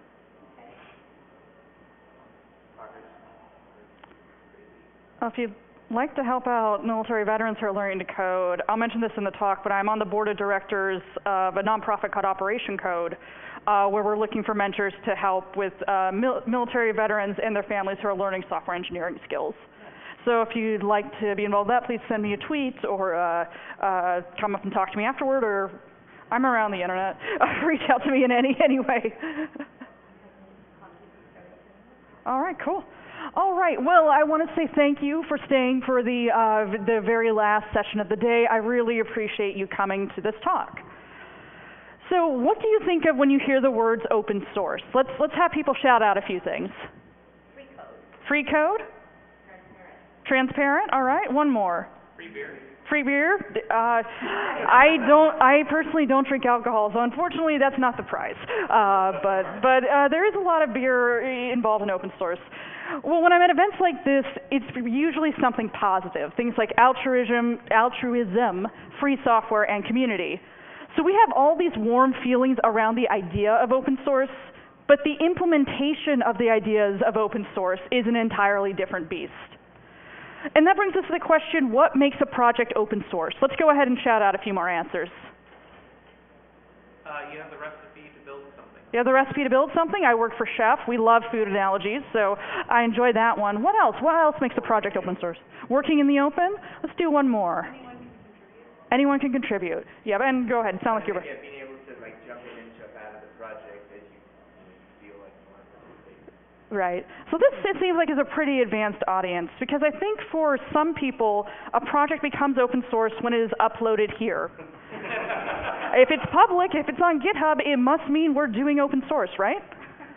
Well, in my experience, projects that stop after they're uploaded to GitHub, and I've made a few of them, they tend to die. Sure, someone somewhere might use it, and I certainly don't want to discourage anyone from uploading anything to GitHub other than your AWS credentials. I've seen that happen. That's also something I've done in a gist. But I don't want to discourage anyone from sharing code on GitHub, but it is one thing to upload a project to GitHub and call it open source. It is quite another to commit to governing a community of users and contributors, to shepherding that project throughout its lifespan. Now, it almost goes without saying that open source governance is hard, and that's probably why you're here listening to a talk on it. That's probably the reason, one of the big reasons this conference exists. Now, the reason it's so hard is because in governance, technical skills and communication skills are intertwined. You need to use both of these skill sets together at the same time, constantly. You cannot have a successful open source project with only one or the other, or using only one or the other at any given time. Now, the hard parts of open source are not the technical parts, and nor are they necessarily the communication parts. The hardest parts of open source are the places where technology and humanity intersect. Now, even though they are the hardest parts, they are also the most vital. They are what separate a successful project, a project which evolves and grows and continues to expand its value, from an unsuccessful project which is shared to GitHub and just dies from there. Now, open source governance can seem like an impossible job. It definitely still seems like an impossible job to me, particularly because at Chef we have currently over 1,000 open source projects that we maintain in one way or the other. But even though it will never be easy, successful open source governance is possible. And the reason I'm here today is because I have seen this success myself, and I want to help you be successful in governing your own open source projects. So with that, who I am, I'm Nell Shamrell Harrington. I'm a principal engineer at Chef Software. I also recently became the community engineering lead, which means I'm the lead on those 1,000 open source projects. I've been a core maintainer of multiple projects, some at Chef, some at other companies, some at Operation Code. I'm on the board of directors of Operation Code. For those of you who just walked in, first of all, thank you for coming to my talk. Second of all, Operation Code is a nonprofit that teaches software engineering skills to military veterans and military families. We've recently done a big outreach to military spouses, because guess what? When you don't have control over where you're going to move at any given time, being able to do remote work is an absolute godsend. If you want to tweet at me, I'm at Nell Shamrell. It's very original, it's my name. Feel free to reach out to me there anytime. So in my experience in open source as a user, contributor, and maintainer of multiple projects, I found that the hard parts can be condensed into three main categories. I call these the 3 duties of open source governance. And the first is to make it easy to contribute. Now that might sound simple, but it's not simple when you realize how many different types of workstations people have. Even if it's running the same operating system, there's a big difference between a 2010 MacBook Pro and a 2018 MacBook Pro. Now the second duty is to assist users of the project. This is because you as the maintainer are on the front lines of answering requests for help. And third is to manage contributions to projects. Now these might sound pretty obvious, and the idea of them certainly are, but when you get into the nitty-gritty of implementing these ideas in the real world, it's anything but obvious. And that's what this talk is about, the hard things that come up in the real world when you're involved in open source governance and how to make them work. Now let's start with that first duty of open source governance, making it easy to contribute. I'm going to adjust my mic here. Apologies for the pops. We're going to try this one more time, then we're going to switch to the handheld. Hey, all right, I threatened it, it worked. So let's go ahead and start with the first duty, making it easy to contribute. Now, while we're experiencing these warm, fuzzy feelings around contributing to open source, we tend to think that it involves 2 things. And the first is finding a project on GitHub, then forking it, then making changes within that fork, and then submitting those changes in a pull request. Now, this seems amazingly simple from the outside, but there is a lot that happens in between those 2 steps that we don't always think about. In particular, one of the hardest parts of contributing to open source is just getting any development environment set up at all, let alone one that is consistent with what other contributors are using. I think this is the first time I've gotten a sigh from the audience when doing this slide, which I love, and it shows how experienced this audience is. And furthermore, once you have the development environment set up and you make your changes, you then have to test those changes. And if setting up development environments on inconsistent workstations is hard, running tests on inconsistent workstations is even worse. Now, some projects try to get around to this by supporting only certain types of workstations. And while this might help mask the problem of different development environments, it also significantly narrows down the list of potential contributors and hinders this first duty of making it easy to contribute. So a solution I've seen work very well is using a virtual workstation. This is a workstation that someone can download and spin up on their local machine. So this is a project I worked on in 2016 called Drive the Votes.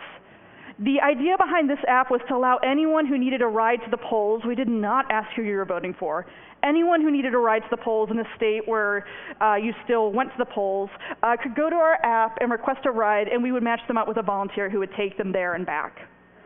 So one of the things we added early on was a vagrant file. Now this allows anyone to quickly spin up a vagrant box where they could do their development, one, with all the required versions of all the required dependencies already set up for them. This is a Rails application, so there were a lot of them. And two, in a way that would be unlikely to affect their local workstation. Has anyone here been maintaining more than one Ruby and Rails application at the same time on the same workstation? I've got a few hands up, so that's where a lot of my experience is, but it's also similar with Node applications. Anywhere where you have applications that need to use different versions of different dependencies, it gets hard and you get a lot of clashing really quickly. So this meant a contributor could be developing on Linux, Mac, Windows, anything that supports Vagrant.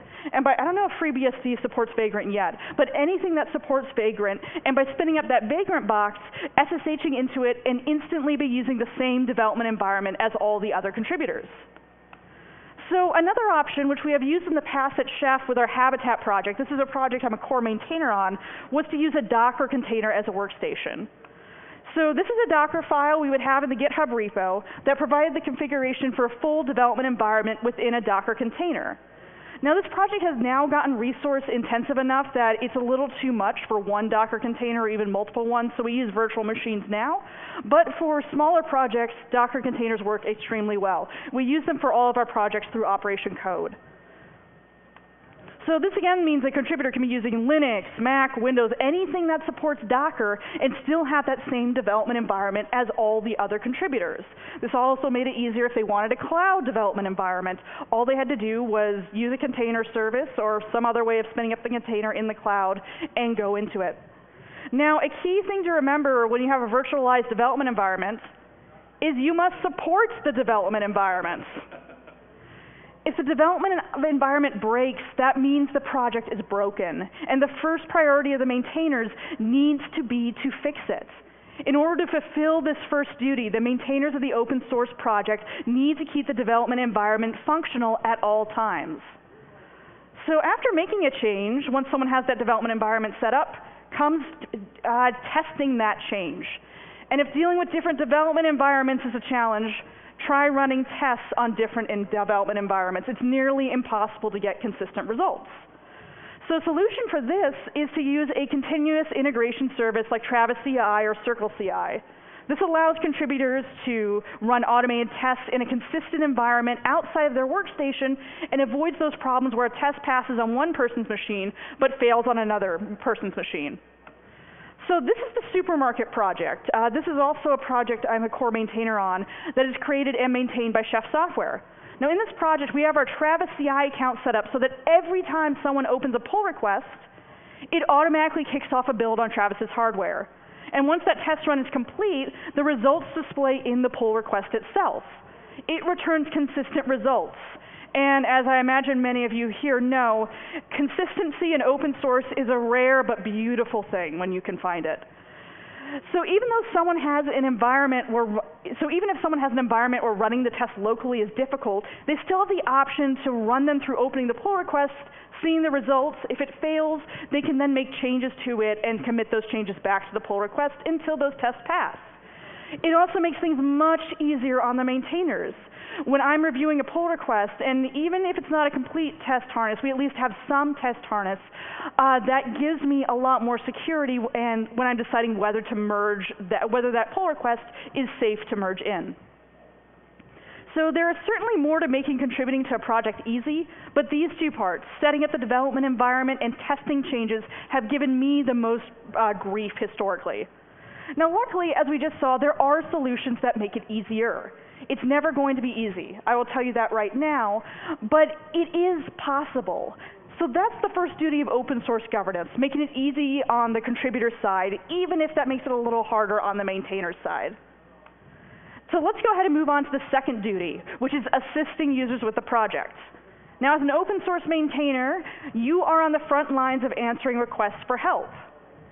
And most requests for help come through GitHub issues. Now these might be bug reports, they might be feature requests, sometimes they're a combination of both. And when the issue is a bug report, the hard parts are one, replicating the issue, especially when your project has many different dependencies and is used in many different types of environments. The second is sometimes the issue is not even in your project at all, but in an upstream dependency of your project. This is also a hard part, and we'll cover that in just a moment. But the first, let's concentrate on replicating the issue. It's especially hard to do this when the person who filed the issue is using the project in a different environment than I am as the maintainer. They might be seeing a bug that only shows up under very specific conditions. Now there are some things you can do, again it's never going to be easy, but there are things you can do to make replicating the issue faster and more effective and getting a fix in more quickly. So let's look at a real life example. This is Test Kitchen, which is another open source project maintained by Chef.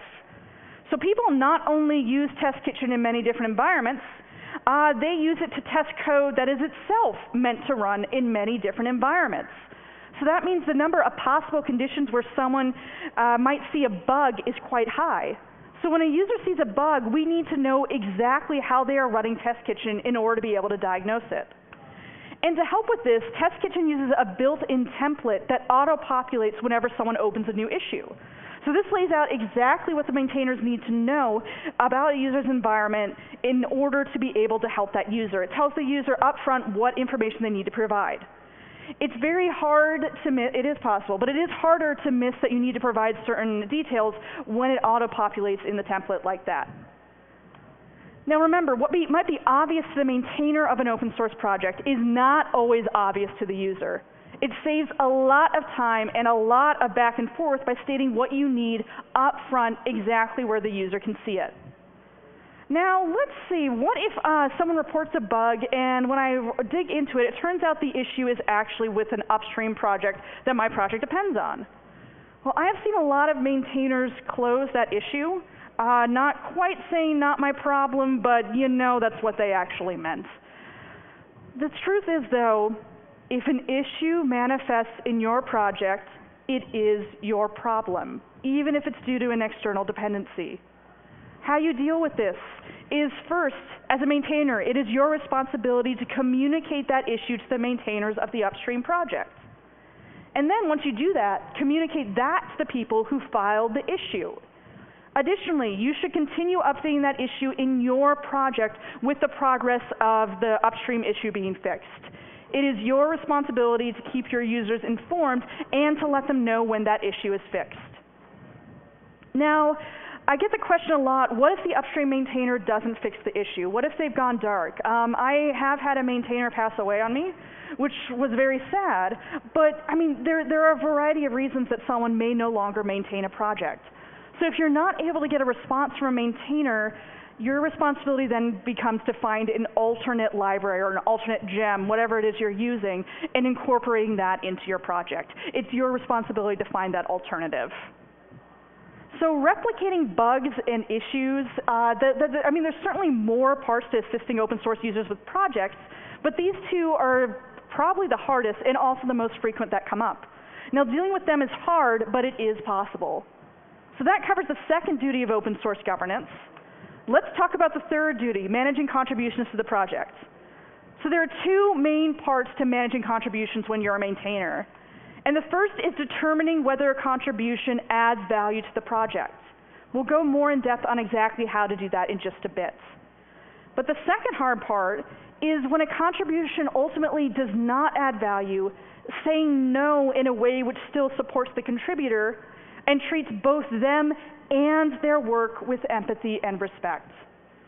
So let's talk about what adds value. Now there's a few things that anytime I see them, I know they're going to immediately add value to one of my projects. And the first is documentation. This has become a cliche, but it really is true. This is by far the most useful kind of pull request from me as the maintainer to receive. And I tell people who are looking to get started in open source, they say, well, everyone tells me I should start with documentation, but I don't know how the project works yet. And the advice I usually give them is, and I've done this, make a tutorial for using that project. As the maintainer, I've been staring at it for so long and using it for so long, it's really easy for me to lose sight of what it's like for a first-time user to come to my project and attempt to use it. This adds value immediately. And the second actually is typo fixes. So occasionally typos do sneak into projects. Hopefully not in the actual code that executes, though I have seen that. Ask me about I'll just tell the story, I've got some time. So I once got a call from work saying that our entire ticketing system was down. We wrote our own ticketing system. And I was looking at the code trying to figure out what someone had changed. And my wife, who's a fluent Spanish speaker, said, "Why is that code in Spanish?" I said, "What are you talking about?" And she said, "It says funcion. That's function in Spanish. Why is it in Spanish?" It was a typo. Someone had typoed function as funcion and committed it to master and then deployed it. So hopefully it's not in the actual executing code, though sometimes it is. But the truth is typos make your project, even if it's in the documentation, look less professional. And it makes it harder for people to get started with that project. So this is also a very valuable contribution for me to receive. And the next is small bug fixes. One of my absolute favorite types of pull requests to receive is when someone found a bug and immediately submitted a fix to it. Whenever a pull request fits into one of these three categories, documentation, typo fixes, and small bug fixes, these definitely add value. Someone once added a documentation piece to the documentation on Supermarket. I happened to be watching the repo when the pull request came in. That was merged in within 30 seconds. So those immediately add value to the project. Now let's talk about the converse. What does not add value to a project? Well, the first one is white space changes. This happens more often than you would think. So it's usually well-intentioned, I fully recognize that, but unless a project has a style guide and someone is correcting a violation of that style guide, white space changes don't add value to the project. My guiding rule is that if there's white space that you don't like, but it doesn't violate an established style guide, leave it alone. The reason for this is white space changes, just for the sake of white space changes, cause merge conflicts. And it's not adding value to my project if I merge in a bunch of white space changes and suddenly other contributors who've been working on things have massive merge conflicts. So if I as a maintainer receive a pull request that only changes white space, I will thank them, but I will not merge it. And the second one is large features without talking to the maintainer first. Now, I define a large feature as more than 100 lines of non-test code. And the problem with this is someone will sometimes, I can clearly see they've spent tens, if not hundreds of hours on this large feature that they really want to see. But because they didn't talk to me first, they don't know, it just, for whatever reason, it doesn't fit in with the project, or it's not right for the project at that particular time. Large features, when a contributor has not talked to the maintainer first, do not add value, unfortunately. So we've covered a few things that add value and a few things that definitely do not add value, and it certainly would be nice if every pull request fell into one of those lists, but that more often than not, pull requests are for things that sometimes add value to a project. And things that sometimes add value are small features, which is something that's not a bug fix, it adds new behavior, but it's less than 100 lines of non-test code. And the next one is large features if you've talked to the maintainer first. We have had, and Habitat particularly, had some very significant features added by community members. It was something they needed for their own workplace, or their workplace used our projects. We didn't have the time to add it in, so they went ahead and used their work time to add it in for us. So these sometimes add value. So the question then is, if these things sometimes add value and sometimes do not add value, how do you determine which is the case at any given time? Well, when a pull request comes in and you're not sure of the value, it helps to ask a few key questions. The first is, does this fix an existing issue? If it fixes an existing issue that I've had users complaining about, but I just haven't had time to fix it, that adds a lot of value, especially when multiple people have requested the same thing. The next question to ask is, does this replicate work that is already being done elsewhere? Occasionally, multiple people will submit pull requests that have fixed the same issue, and you as the maintainer then have to compare them to determine which is solving the issue in the best way for that project at that particular time. And then the third one, this is really the key one for me, is does it affect in-progress work? Habitat is written in Rust. and a new version of the Rust linter came out, and someone immediately forked the code, ran it on all of our code. It made hundreds of changes, and then submitted that as a pull request. Unfortunately, we had people who had major features in progress at that point. Again, it comes down to merge conflicts, really. If I had merged that in, even if it technically was the correct way to do it right then, the value would have been negative because it would have caused the other work that was in progress to be more difficult. And that's really what it comes down to. A contribution returns negative value when it makes other contributions harder. And a key thing I stress with people is sometimes the contribution will be the superior option purely from a technical standpoint. But again, if it makes other contributions harder, if it makes communication harder, if it affects in-progress work, it doesn't add value to the project as a whole. An open source project's value is more than its technology. Now, when a pull request ultimately does not end up adding value, it's absolutely crucial to, one, communicate that. There's nothing that's really, well, I mean, there's two things that I would say there's nothing worse for a contributor than those. One is closing the pull request without explaining why, and the second is leaving it open because you don't want to tell this person no and you don't want to tell them why. So it's crucial to communicate that it does not add value at that point, but communicate it in a supportive way.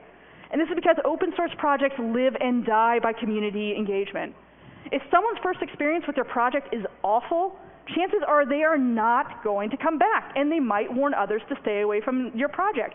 I don't publish it, but I have a list of projects that I do not recommend people get involved in because I know the maintainers have been very difficult and sometimes downright abusive. So it's crucial whenever someone opens a pull request, even if it's something I can't use, even if it's something that does not add value at that time, even if it's white space, to always, always, always say thank you. I need to recognize that someone took the interest in my project, which is very flattering in itself, and two, took the time and energy to submit a pull request. Chances are they're most likely a well-meaning human being, and I need to thank them for that effort. Now, in addition to saying thank you, it's absolutely crucial to always, always, always say why. Again, there's a little more frustrating for a contributor to spend a lot of time on a pull request, even if it's something they really should have talked to me about first, and then have it just be closed without any explanation of why, or have it just left open. Now, sometimes it's because of a technical reason, sometimes it's because it conflicts with in-flight work, sometimes it just isn't the right direction for that project at that time. Regardless of the reason, it's crucial to always at least give your contributors the benefit of knowing why their work was not merged. It's just cruel to leave them in limbo. So these three parts of managing contributions, determining value and communicating that value decision, are some of the hardest parts of open source, again, because they, perhaps more than anything else, touch that intersection of technology and humanity, both the humans using the technology and the humans creating the technology. Now again, even though these parts are the hardest, they are also the most vital. They are what separate a successful project, a project which lives and evolves and grows that people stay engaged in, from an unsuccessful project where engagement tapers off and the project dies. So open source governance, again, it can seem like an impossible job. Sometimes I wonder if it really is an impossible job. But there are ways to do it that make it more likely to be successful. What I hope you take away from this talk is even though it's never going to be easy, it's like technology in general. I mean, something I experienced being in the DevOps space is people come to me saying, well, if I adapt this DevOps technology, all of my work is going to get easy, right? No, it's not. It's never going to be easy, but there's ways to do it so that it is possible and less painful. So thank you. And go ahead. I am under obligation to mention that ChefConf is coming. It's May 25th through 23rd in Seattle, Washington. And I'm going to put my contact details up. I'd like to open for questions. I have some ChefConf related prizes for good questions. So let's open it up. And I've got 5 of them, so we need 5 questions. Yes, sir. Well, this is just a weird thing. I was doing a Drupal project, and I worked on Drupal a lot. Overall open source, and there was an issue in the project, and I put up the solution in the code, and I solved the issue, and then a couple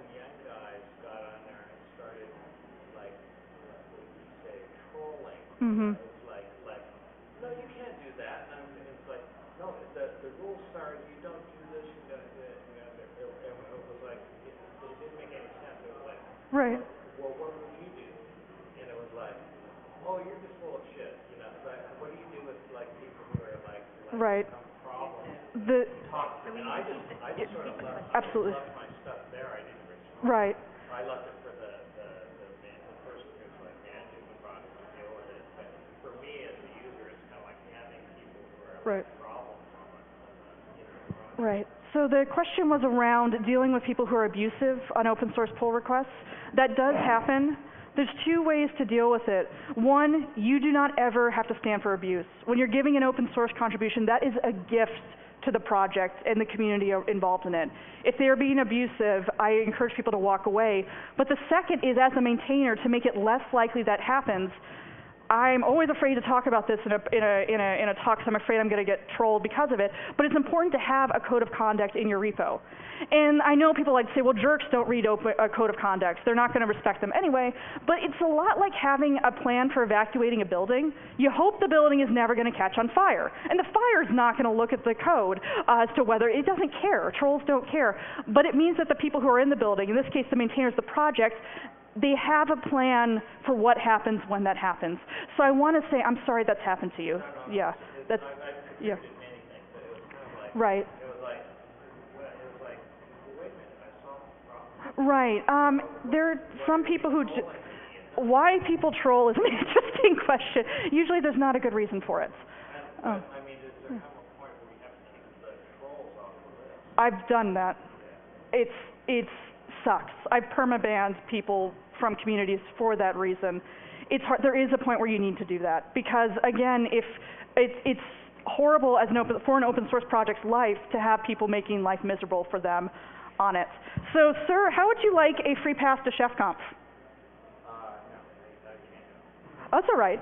All right. Well, I'm going to hold on to that then. But let's go to another question. Yes, sir. So, I actually contributed a change to one of your guys' Right. manuscript book, and it did the automatic, Travis CI job Right. and everything, and I noticed that it failed, and it seemed to fail on something completely unrelated to me. Maybe like the testing part was broken, and I didn't see any other pull requests fixing that. Would it be a good contribution for myself to go ahead and try and fix that and make a separate PR that fixes that, or should I try contacting the maintainer of that? And I mean, I'm kind of at that point where it's like I don't want to buzz them, but I'm at a point where it's a new feature. What should I do? Right. The question is, what if you submit a pull request and it shows some tests failing, the automated tests, but they don't seem related to your change? It's not going to bug the maintainers if you reach out about that, to be honest. And the second question was, should I submit a separate pull request to fix it if I can fix the test? Oh my God, yes. Please. If there's something that's been continuously failing that I have not just not had the time to fix, you will be my favorite person for that entire day, possibly my entire week, if you fix those. So yes, absolutely. Would you like a free pass to ChefConf? Yeah, absolutely. All right. Yep. So take this card to the chef booth or email the person on that list and tell them you were a ChefConf winner, and they will get you hooked up with a pass. Thank you. All right. Any other questions? Yes, sir. In a lot of ways, what you describing regarding the managing governance of the project, it's like the interaction between the teams in the large enterprise. In some way. Very much so. In some way not. Yeah. Like, in just your personal opinion, what enterprise can learn from the interaction in the open source environment? Thank you.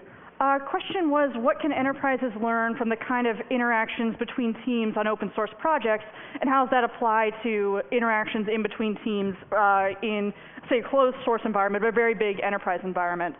So I've worked in some enterprises. I worked for LexisNexis. And the problems we had in actually, I'm not sure if I was supposed to say that, but anyway, the problems at enterprises in between communication. So the thing about open source is I didn't really like when GitHub had this motto, but it was social coding. Open source forces you, to do it effectively, it forces good communication patterns. It forces you as much as possible to use automation to check whether things are failing, but in particular, it forces you to be declarative about how you get started with this project, how you're expected to use this project. I think enterprises can learn a lot from that. A problem I've seen at enterprises where I've worked with was there was one person who knew the entire system, who could never be fired, no matter how they behaved, because no one else knew it and they wouldn't teach them that. I think open source shows that anyone should be able to come to your project, whether it's in-house or external, and be able to get started contributing on it immediately. So I think that's the main thing enterprises can learn. I wonder why, like, I never told the enterprise that can implement this kind of way, either because it's not predictable in terms of the revenues or the outcomes of the work from the people, or? Question was, I think it was, you've never seen enterprises implement that and you're wondering why? So, like, you can never see that the people just wander around, like, in the community here and there, contributing here and there. So I see that people can act as a consultant across the team and share the knowledge, but in the open source, you can see that people are just go and submit the code to pull requests and stuff, and it happens more often.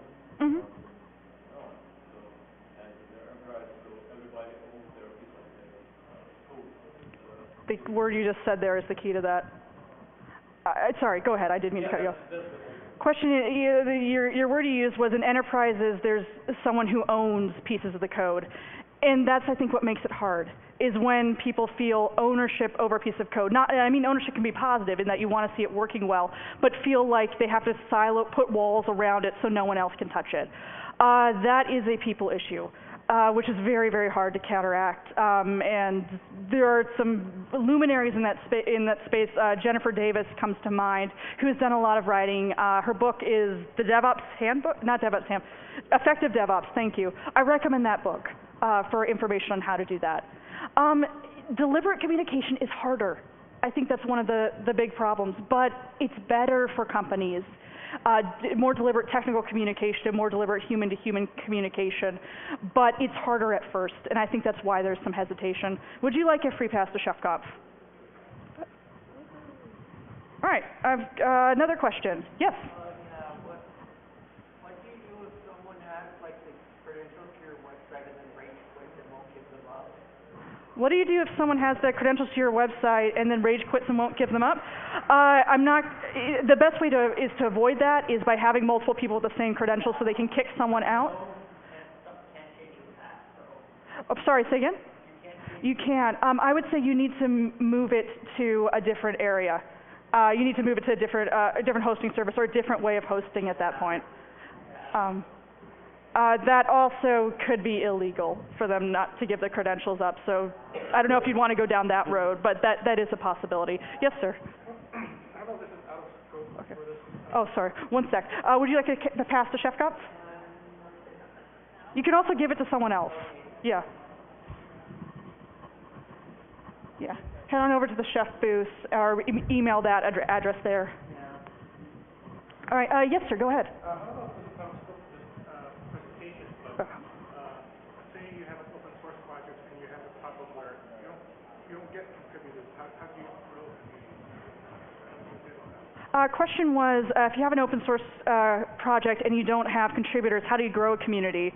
Technical meetups are always looking for speakers.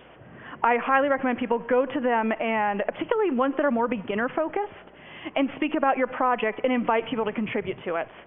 One of the best things you can do is have a contributing guide detailing exactly how someone gets the development environment set up, how they run tests, and what's expected in pull requests. That's a great way to do it, but go to meetups, present it, talk about it at conferences, talk about it on Twitter. I work with a lot of more junior and intermediate developers.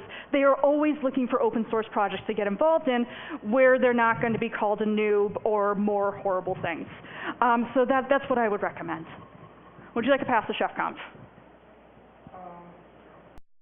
You can also give it to someone else.